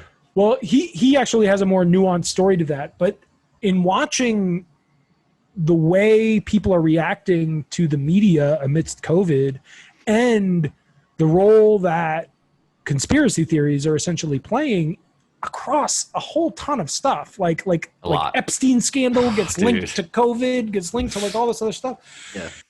Like, I worry that a major dividing line in terms of American politics will be on whether or not you accept or reject whatever the like mainstream or elite position is. Yeah. And so it's not necessarily going to be, oh, like I know people who are like, yeah, like listening and talking about conspiracy theories is like a hobby. Yeah. Most people like they don't know anything. Like if you're like 1909, they're like, that's just a number. Like, and I'm like, I know. Like, like nobody heard the word frazzle drip at like a cocktail party that I had been to, and I was like, really? Like, are you even on the internet? Like, what the fuck? Yeah. But I worry that essentially there's a lot of people who don't pay attention to conspiracy theory stuff, but do feel a sense of animosity and skepticism towards media, an entity, social media, government, etc. And like this is why I think the free speech issue matters a lot, because like you don't want free speech to be a fringe position that only conspiracy theory people care about. Yeah, you want it to just be like the thick default. Yeah. And like the other thing is like I think there's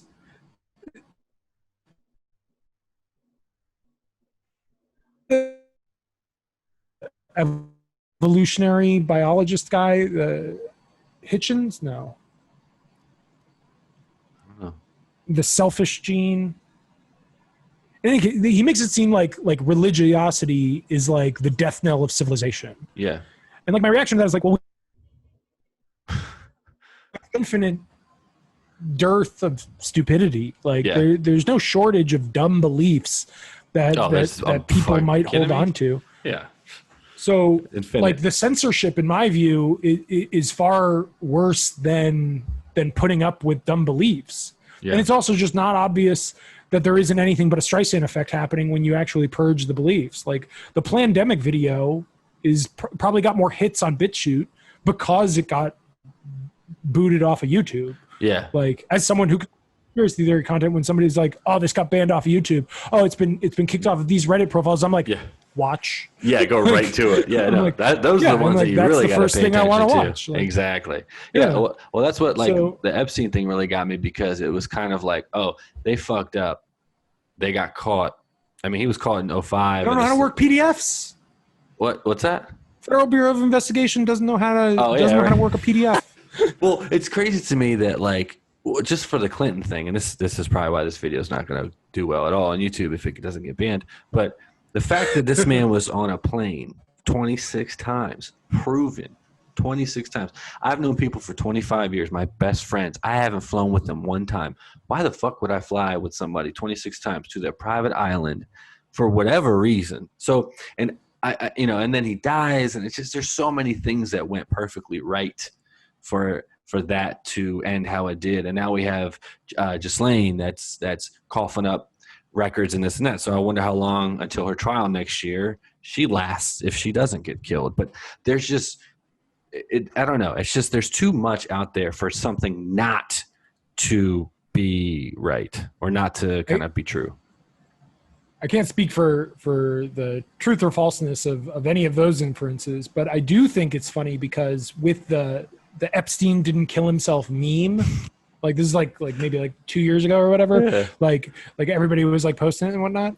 And like, I mean, I hang out with mostly academics, like Teacher Brown, like everybody's like pretty fancy, but like that's like most people would never want to be associated as a conspiracy theorist by any stretch in my circles, nor would I. Yeah. That's why I try to explain clearly. I'm like, I like watching conspiracy theory videos. It doesn't mean that I believe any of them. Yeah, you're not like a tinfoil hat wearing motherfucker. But if you just asked people, like pretty straightforwardly, do you believe that he killed himself?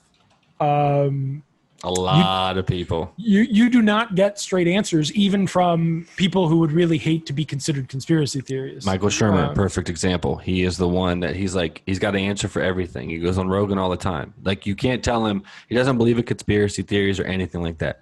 This is the one time when Rogan had him on, and he was like, he asked him about Epstein, and he was like, this is a conspiracy theory. This is legit. Like, it was so funny because it's someone like you just said that would never want to associate themselves with someone that's talking about lizard people, you know? Yeah.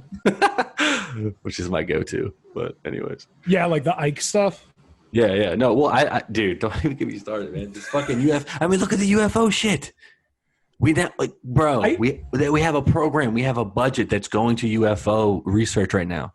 I mean, the thing that I find intriguing, so like the part in which this sort of like hobby interest of mine relates to my real research is that like the historical investigations and data that we have about the FBI are kind of crap.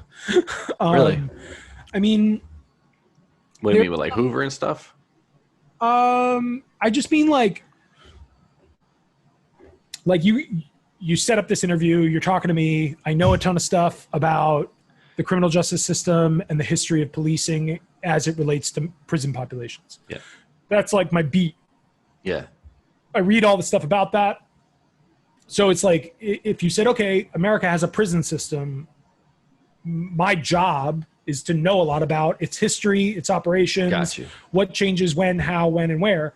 For the life of me, there really aren't that many people who focus on the CIA or FBI as organizations that need institutional histories and that we should pay attention to for understanding how they operate. They just exist. And the few investigative reports I've seen about them are written by like journalists, and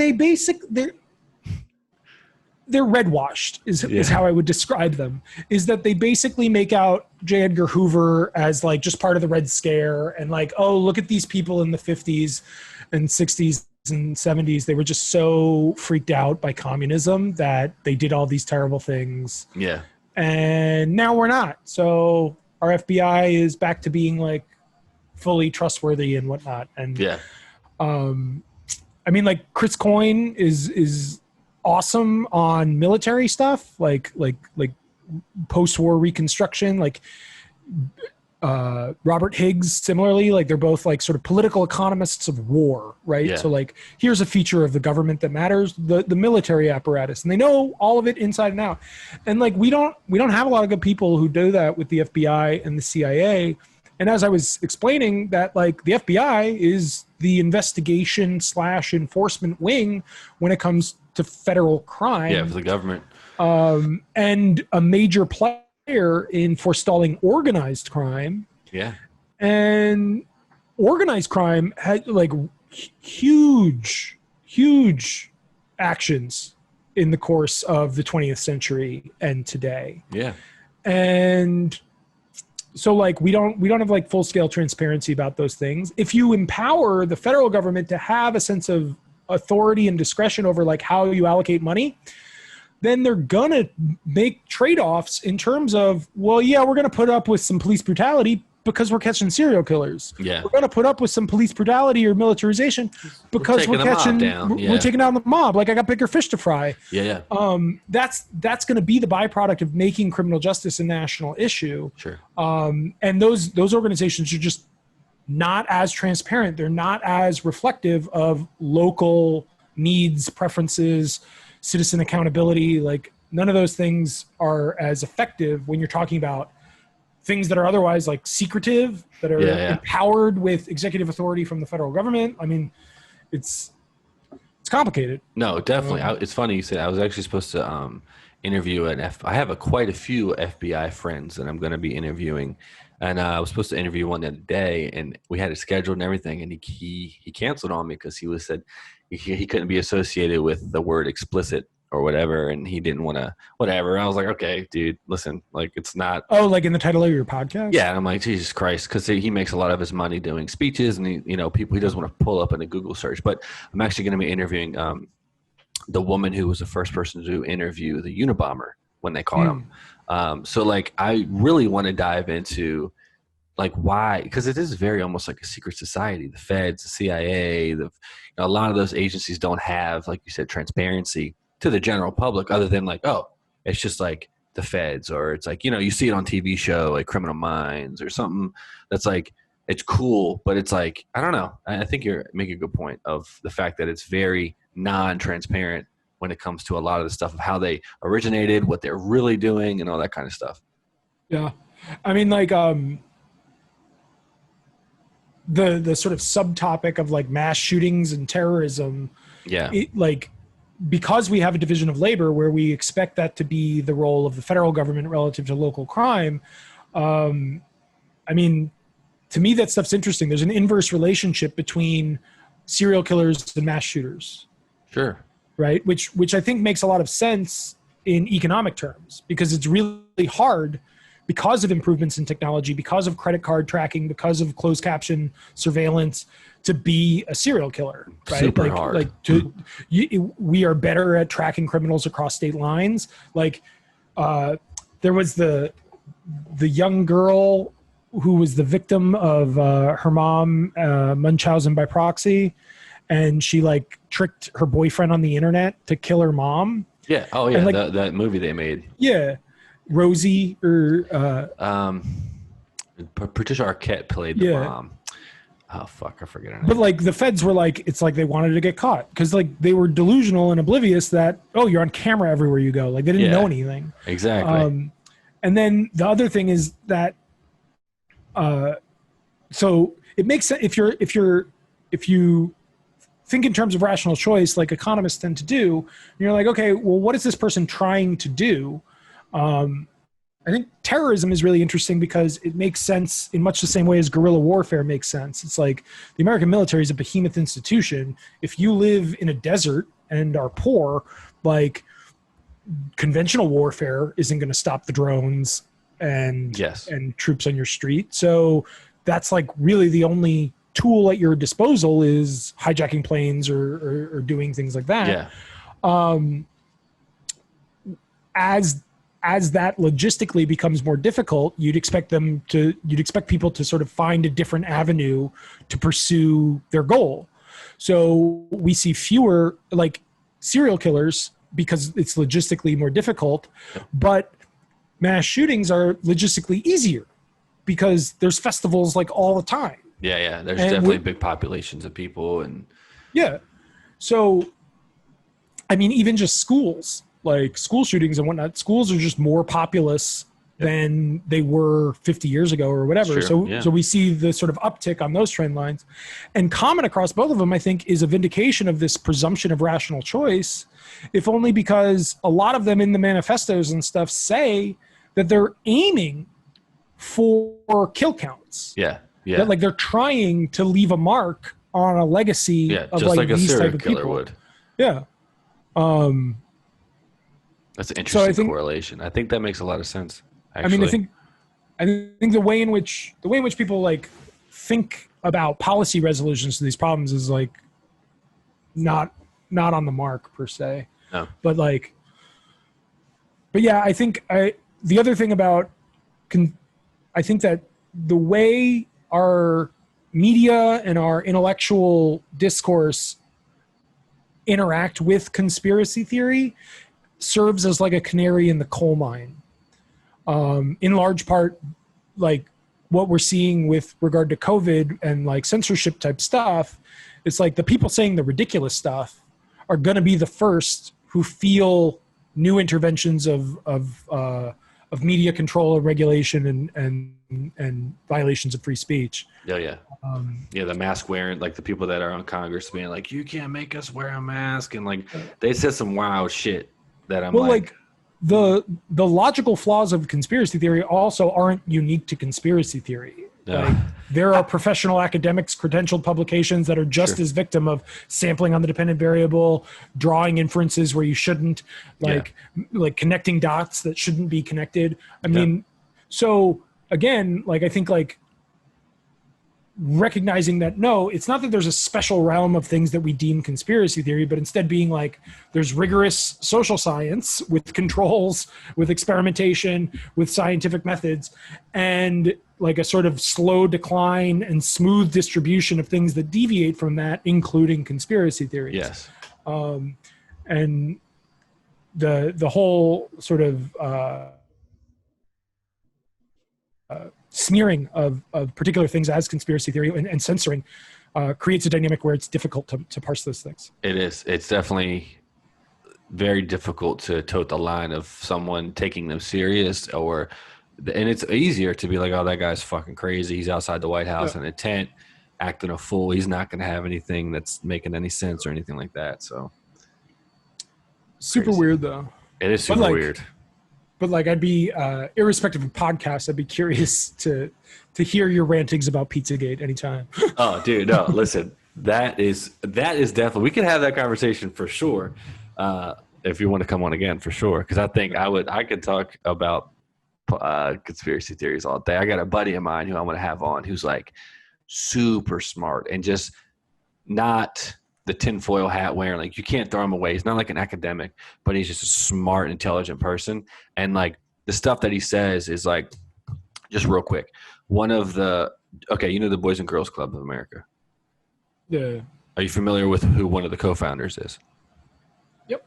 Yeah. Epstein's grandfather is one of the co-founders of like, I don't know what to say to that. It could be just a coincidence, but I just understand that like a lot of pedophile rings, when they have direct access to underprivileged children, that's where a lot of that stems from. Like the Sandusky up in Penn State, he had a nonprofit organization for foster homes where he was getting a lot of his.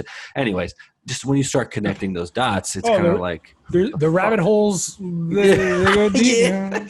Well, like I got sucked in recently. And again, it's like when I get sucked in, it's always at the level of legit stuff. Legit, that's what I'm saying. So like yes. the FBI declassifies information. Like I pay attention to that, or if people share stuff and it's like actually the FBI link. Like I'm on the Bureau of Justice Statistics website like every other day. Yeah. So I'm like, oh, neat. Like let me read up on this. The Finders was an event that happened in Tallahassee, Florida. These like two guys in suits got arrested with like half a dozen kids that looked like malnourished and dirty and whatever, and the two guys were in suits. And it like the claim is that it was like they basically lived in like a commune, and the kids were just sort of like free range kids, and the commune was outside of Virginia and whatever. But the reason why I got drawn into the news story about the FBI doc release, this is a couple months ago, is because I remember this news story growing up in Florida. Really? Yeah, like the kidnapping scares surrounding vans was like real. Like our elementary and like preschool, I remember like there being announcements. I remember like my mom freaking out a little bit. And so I was like, oh, I remember when this happened. and everybody was like on edge about creepy guys in vans. Yeah.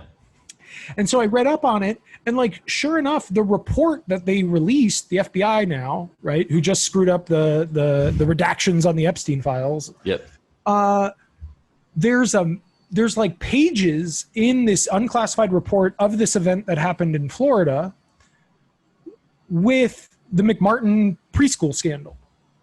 I don't know what It's that just is. like the McMartin preschool scandal, like they made movies about this. It's all part of the satanic panic. Okay, gotcha. Where Yeah. a bunch of kids went through like psych therapy, hypnotherapy, and then like reported like, oh, and like he turned into a giant bat and like ate like 3 of the kids. Yeah. No like tangible evidence to link any of this stuff, but like portions of that case are just in this FBI doc about a wholly unrelated event. And so everybody in the conspiracy theory world is like, what the hell is going on?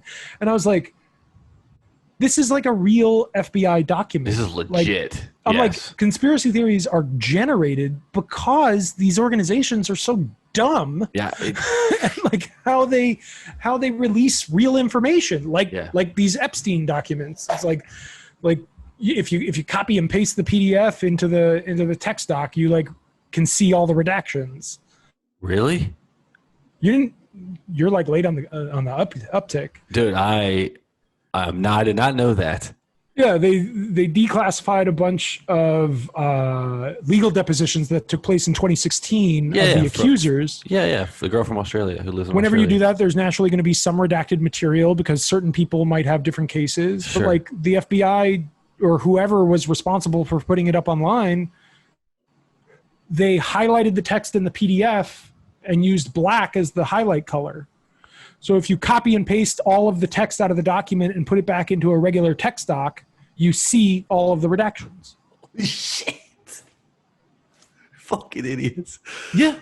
Oh my God. Dude, so I gotta like, text my buddy. Like I know all these like skeptic and like rational minded people who are like, oh, conspiracy theories are so harmful and blah, blah, blah. And I'm like, yeah, you know whose fault that is? Yeah, the feds.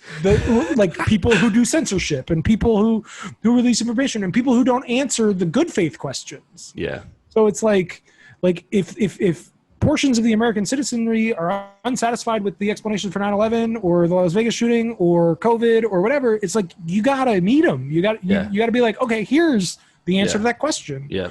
But it's just not the way we get information in the current world. And so that's what I mean by there might be like a new realignment in the Steve Davies sense where conspiratorial thinking or anti-establishment thinking seems like it's on the uptick. And that to me is not a good sign by any stretch. No. But it's good. Like I worry that it'll be a dividing point amongst people, ordinary citizens having good faith conversations with one another, where half of the people are going to be dismissive about, oh, you just heard that on the news. And the other half of people are going to be dismissive of, you just heard that on a conspiracy theory forum. Yeah. And that's just not good for science. It's not good for like good citizenship. It's not good for our democracy. It's not good for anything. Yeah, no, you're not going to get anywhere with that stuff. But I agree with you. I think there's definitely that's why I'm just saying, like, where there's smoke, there's fire. Obviously, there's crazy conspiracy theories where people are talking about random shit that has nothing to do with it. But it had to stem from some sort of curiosity more than I know. The CIA, I think it's the CIA, are the ones that deemed conspiracy theories to make it a very kind of negative term. I don't know if you've ever seen the video. I forget who did it, but this guy breaks down the words conspiracy theories and all this stuff. And yeah, after the JFK assassination. Exactly. Yeah. And it's just like, come on, man. Like, there's got to be like, have you've heard of was it Bohemian Grove or whatever? Yeah. Yeah. So like, why is there a place where elitists get together and do whatever the fuck they do? Well, that doesn't really. I mean, as someone who's hung out with some elites, it's like there's a space where every group of people get together. Well, of course, I get it, but I feel like the stories and the things that apparently go on there are not something where it's like, oh, we're making the world a better place. No, we're trying to single out certain people in this. I don't know. I downloaded the book by Abramovich. Yeah, She's the artist, the performance artist. Yes. Yeah, like partially because of that sort of puzzle. I was like, well, this lady's like a legit artist. Like I was I want like I don't have this, like I'm not like evangelical Christian or anything like that. Like, Got the book. Marilyn Manson like grew up in my hometown. Sure. And like he would be at like Borders books when you would like go to the movie theater, and like, oh wow, dressed like goths in South Florida was like a thing. It was legit. But like my parents were like, that's satanic. And I'm like, yeah. Well, yeah, it's not. I'm like, no, I'd be like, yeah, it is. But like, it's a goof. Yeah, like, exactly. Yeah, like it's like, that's the way in which he's criticizing Catholicism and Christianity. And like that's artistic and it's expressive. And I'm sure you can make the case for Abramovich on those margins. And so some people look at it and they're like, this is prima facie evidence of like evil type stuff. Well, when you partner it with the stuff that it goes with, typically that's where it can get kind of right. Yeah, her by herself is like you said, is like a performance artist, whatever. But when you're throwing semen and blood on these fake children, but you're also associated with someone who has been either charged or is kind of like exposed or kind of like talked about as pedophilia. But like the conspiracy movement or the Pizzagate movement never goes after like Guar. Yeah, no, that's true. Yeah, I definitely think that's where like the conspiracy theorists fuck up, where they kind of like get so tunnel vision on one thing and not really like the more practical kind of like we could probably see results from this if we just took it a different way. I mean, but that's what I mean is like this is consistent in social science, like sampling on the dependent variable or like drawing excessive connections. That's just not the way you would set up the science to like prove that something is or isn't happening. Exactly. And I mean, a lot of it, the coincidences, like I think coincidences are reasonable ways for people to think. Yeah. Like it's obvious that like human beings are prone to this type of like logical fallacy.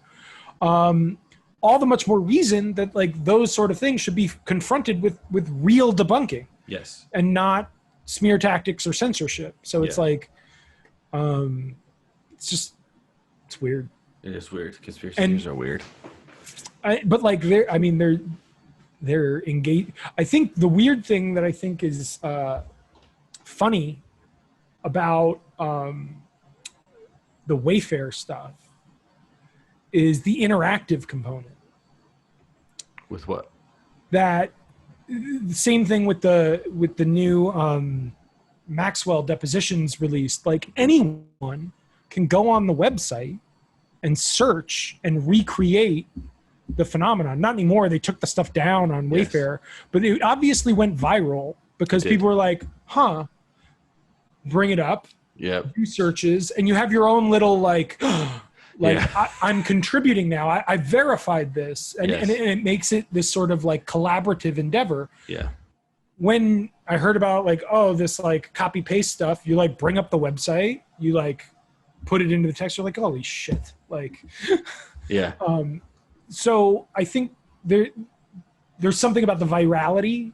Like if it is the case that like people are basically punking the internet with fake conspiracies, then it seems like there's a predictable recipe about what types of memes, what types of conspiracy theories are really going to resonate and like turn into something bigger, like large scale events. Yeah. Like I'm pretty enamored with the Free Britney movement as of lately. Oh yeah, like, she's like what the yellow shirt or whatever it was, and then she's like wore it in the next video, but the video wasn't even the next video or something. Yeah, any of the like silly content that relates to pop culture, I'm like I love that song. Like, you're like I'm in. Yeah. Yeah, like I saw like somebody had made like a 20-minute documentary arguing that Lady Gaga and Nicki Minaj were part of the Monarch MK Ultra conspiracy, that their videos are like triggers to like invoke assassins, born supremacy or whatever. Like what's it called? Bucky from Captain America, whatever. I just like that stuff because it's like a remix of the videos. It's like I wish there was a lot more content like that focused on Michael Jackson. Legitimately. People who were like, oh, Michael Jackson's like this album was used to assassinate this person. Like I would watch the hell out of that video. But But what I mean is just that there's, maybe it's internet, maybe it's the way we share information, but like people get vested in it because they can like point, click, share, recreate, so easy. Like if you could teach science, like the reason why you do science experiments in middle school is because it's like active learning. Like you actually like drop the litmus test and pour the chemicals and like you learn it in such a more intuitive and personal way. And I think the way the internet is set up, forums, social media, etc., naturally lends itself to that. And so again, it's like it's a breeding ground for conspiracy thinking in a way that like we need to start thinking critically about, like, if it is damaging, how to improve upon it, and if it's innocuous, legit, like, I mean, you got to fucking address it too. I don't know what it is. Who's like, I just don't understand how like the people, like, you can't look at, like, for instance, I'm going to go back to Epstein. You can't look at someone like Epstein that has all these question marks around how he got his money and this and that, who has given the sweet deal in 2005 to basically 13 months in jail, which was a joke. And then like him being tied with all these elitists, and then him suicide, getting killed or killing himself. And then now we have Ghislaine. There's just so many, there's too many things that are kind of like working together for this not to have some sort of legitimate kind of like, well, like, I don't know. Like on this margin, the Dershowitz, yes, the lawyer, does like far too much television appearances. Literally, I said this when I saw him in the Netflix documentary. I'm like, you're the only person that has ever been kind of like claimed to have any kind of relationship with Epstein that is actually facing the media. Everyone else has shut the fuck up and they've put their distance to him. He brought up the tension between federal jurisdiction and local jurisdiction. That's like the center of like what we were talking about earlier. Yeah. Insofar as like a large, like, I think the plea bargain that took place in Florida rubs a lot of people the wrong way. Yeah. But if you have a stronger knowledge of how federal law versus local law work, it's not nearly as inviting down the rabbit hole, right? Like, yeah, like you can't press charges multiple times, right? That's double jeopardy. Yep. So the prosecutors have to have a case if they're going to make an arrest, if they're going to lay a charge. And so Dershowitz points out, he's like, the federal case was weak at that time because what it takes to prove the federal case is the transportation. Sure. Like, you've got to have the flight logs. You've got to have the testimony that relates to this person was on this plane against their will. This person was underage and on this plane. Yeah, which is almost impossible. And if you don't have any evidence to build that case, the feds can't do that much. Yeah. So the charges were pressed at the local level, and the only thing they really had to go off of was the like sort of solicitation of prostitution and prostitution from a minor. Yeah. In hindsight, though,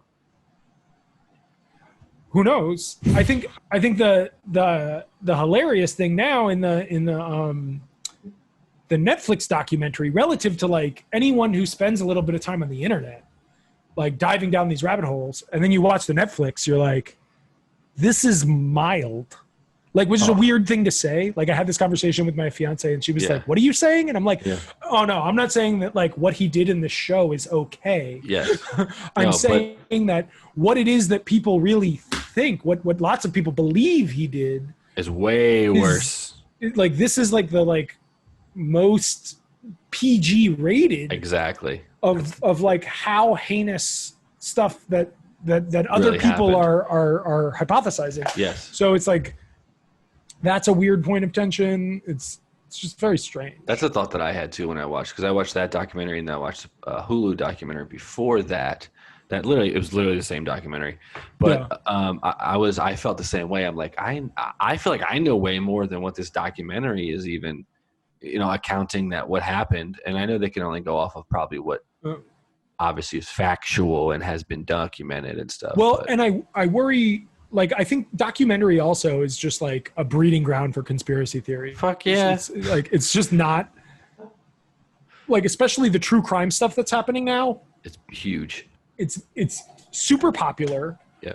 But it's activist, and it makes me really uncomfortable. Cancel culture too, man. Fucking. Yeah. Well, it's orthogonal to the way our criminal justice system is supposed to work. That's right. true. Like, so the HBO series about the murders at Robin Hood Hill, the West Memphis 3. Yeah.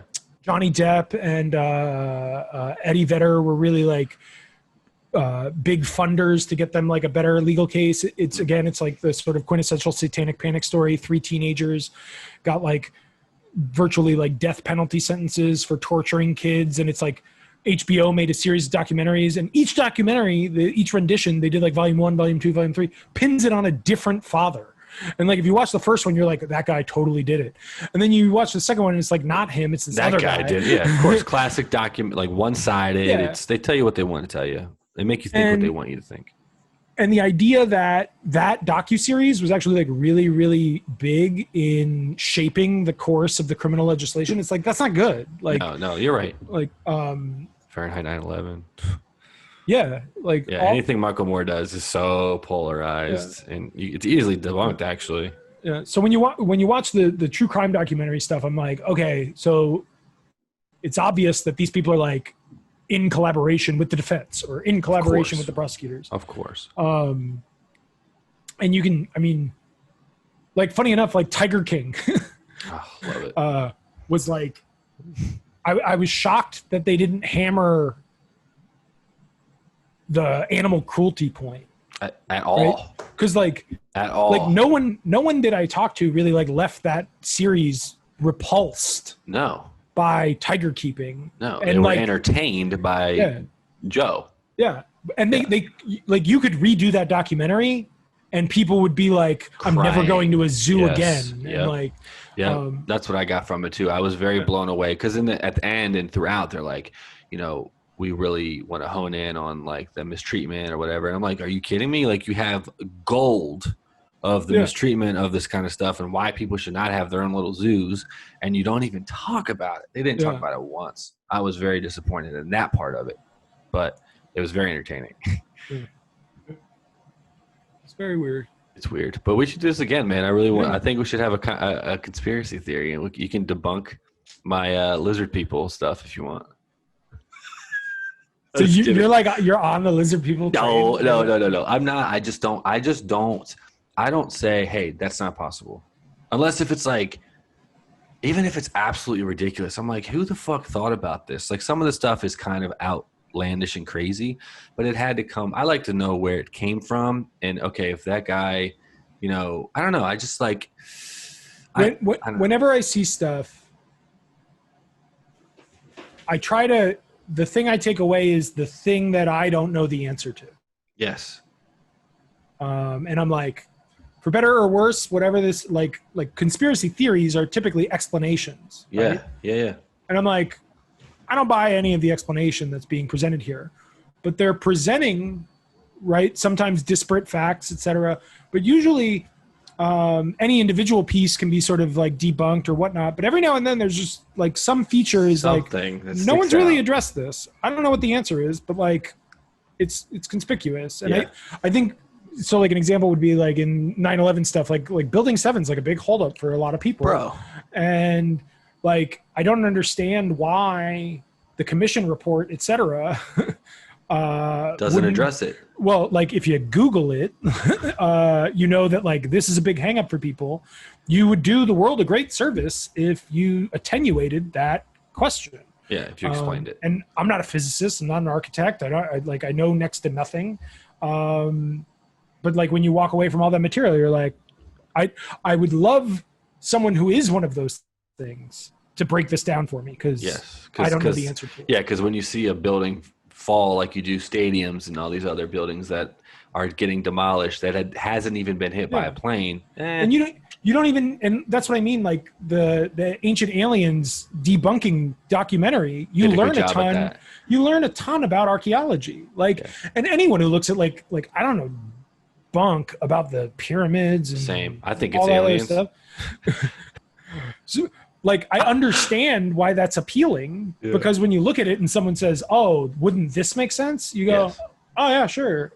Yeah. But when someone who actually knows what they're talking about comes through and they're like, "Actually, it worked like this, and here's why," you're like, "Oh, that's great. Like, thank you." Thank you. Yeah, now I don't have to sound like a fucking crazy person. Yeah, exactly. I'm actually one of the main reasons why I want to interview the woman that interviewed Ted Kaczynski after they caught him, because her team was the one that found him, and she's the first one to interview him. I want to know about the MK Ultra shit at Harvard. Has Harvard They've I know in that Netflix series, his testimony is this happened to me. It was at Harvard. Yeah. And I know that the feds, et cetera, did forms of experimentation, everything from LSD, all sorts of stuff. But has Harvard acknowledged I don't think Ted Kaczynski was a student. He was a student. Yeah. I don't think they acknowledged the testing of it. But I think there actually is proof of a program by those professors specifically during that time that those kind of things were happening. And there's other students that actually came forward and also said the same exact things that Ted Kaczynski said. I mean, the other thing is how much internet and social media reshapes our public discourse. So if a domestic terrorist, the likes of Ted Kaczynski, did stuff today, like what the Unabomber was doing, and it turned out that that his stated explanation tied to a major university, it would be scandalous. Bro. So things that happened 50 years ago get more scandal traction in a 24-hour news cycle with a social media component to it today than they would have before. Then. I mean, and again, this relates to the sort of national involvement on criminal justice. I grew up in a house without the internet. If I wanted to know what was happening in the Rodney King riots, I had to read the New York Times. Yes. I had to subscribe to a paper in California. You actually had to do some work. Yeah. So the idea that protests half the country away are in my news feed and all the people I know are chiming in about it is a very different political and media sharing and information sharing dynamic. That's we got here yesterday. Yeah. We don't really know how to cope with all of those things. I agree. I think no one knows where it's going. It happens so fast. The information that we can get just like that. Literally, I didn't even know the guy's name, the skeptic that I told you about. I just typed in biggest skeptic on Rogan. Fucking pops right up. I don't remember his name, and then now I know Michael Shermer. So no, I agree with you. I think there's definitely it's scary that we can get that kind of information that quick. It's good though. For dumb people like me that don't know a lot of stuff. Well, I mean, that's why I always loved The Amazing Randy. What's that? He put up a bounty on psychic abilities.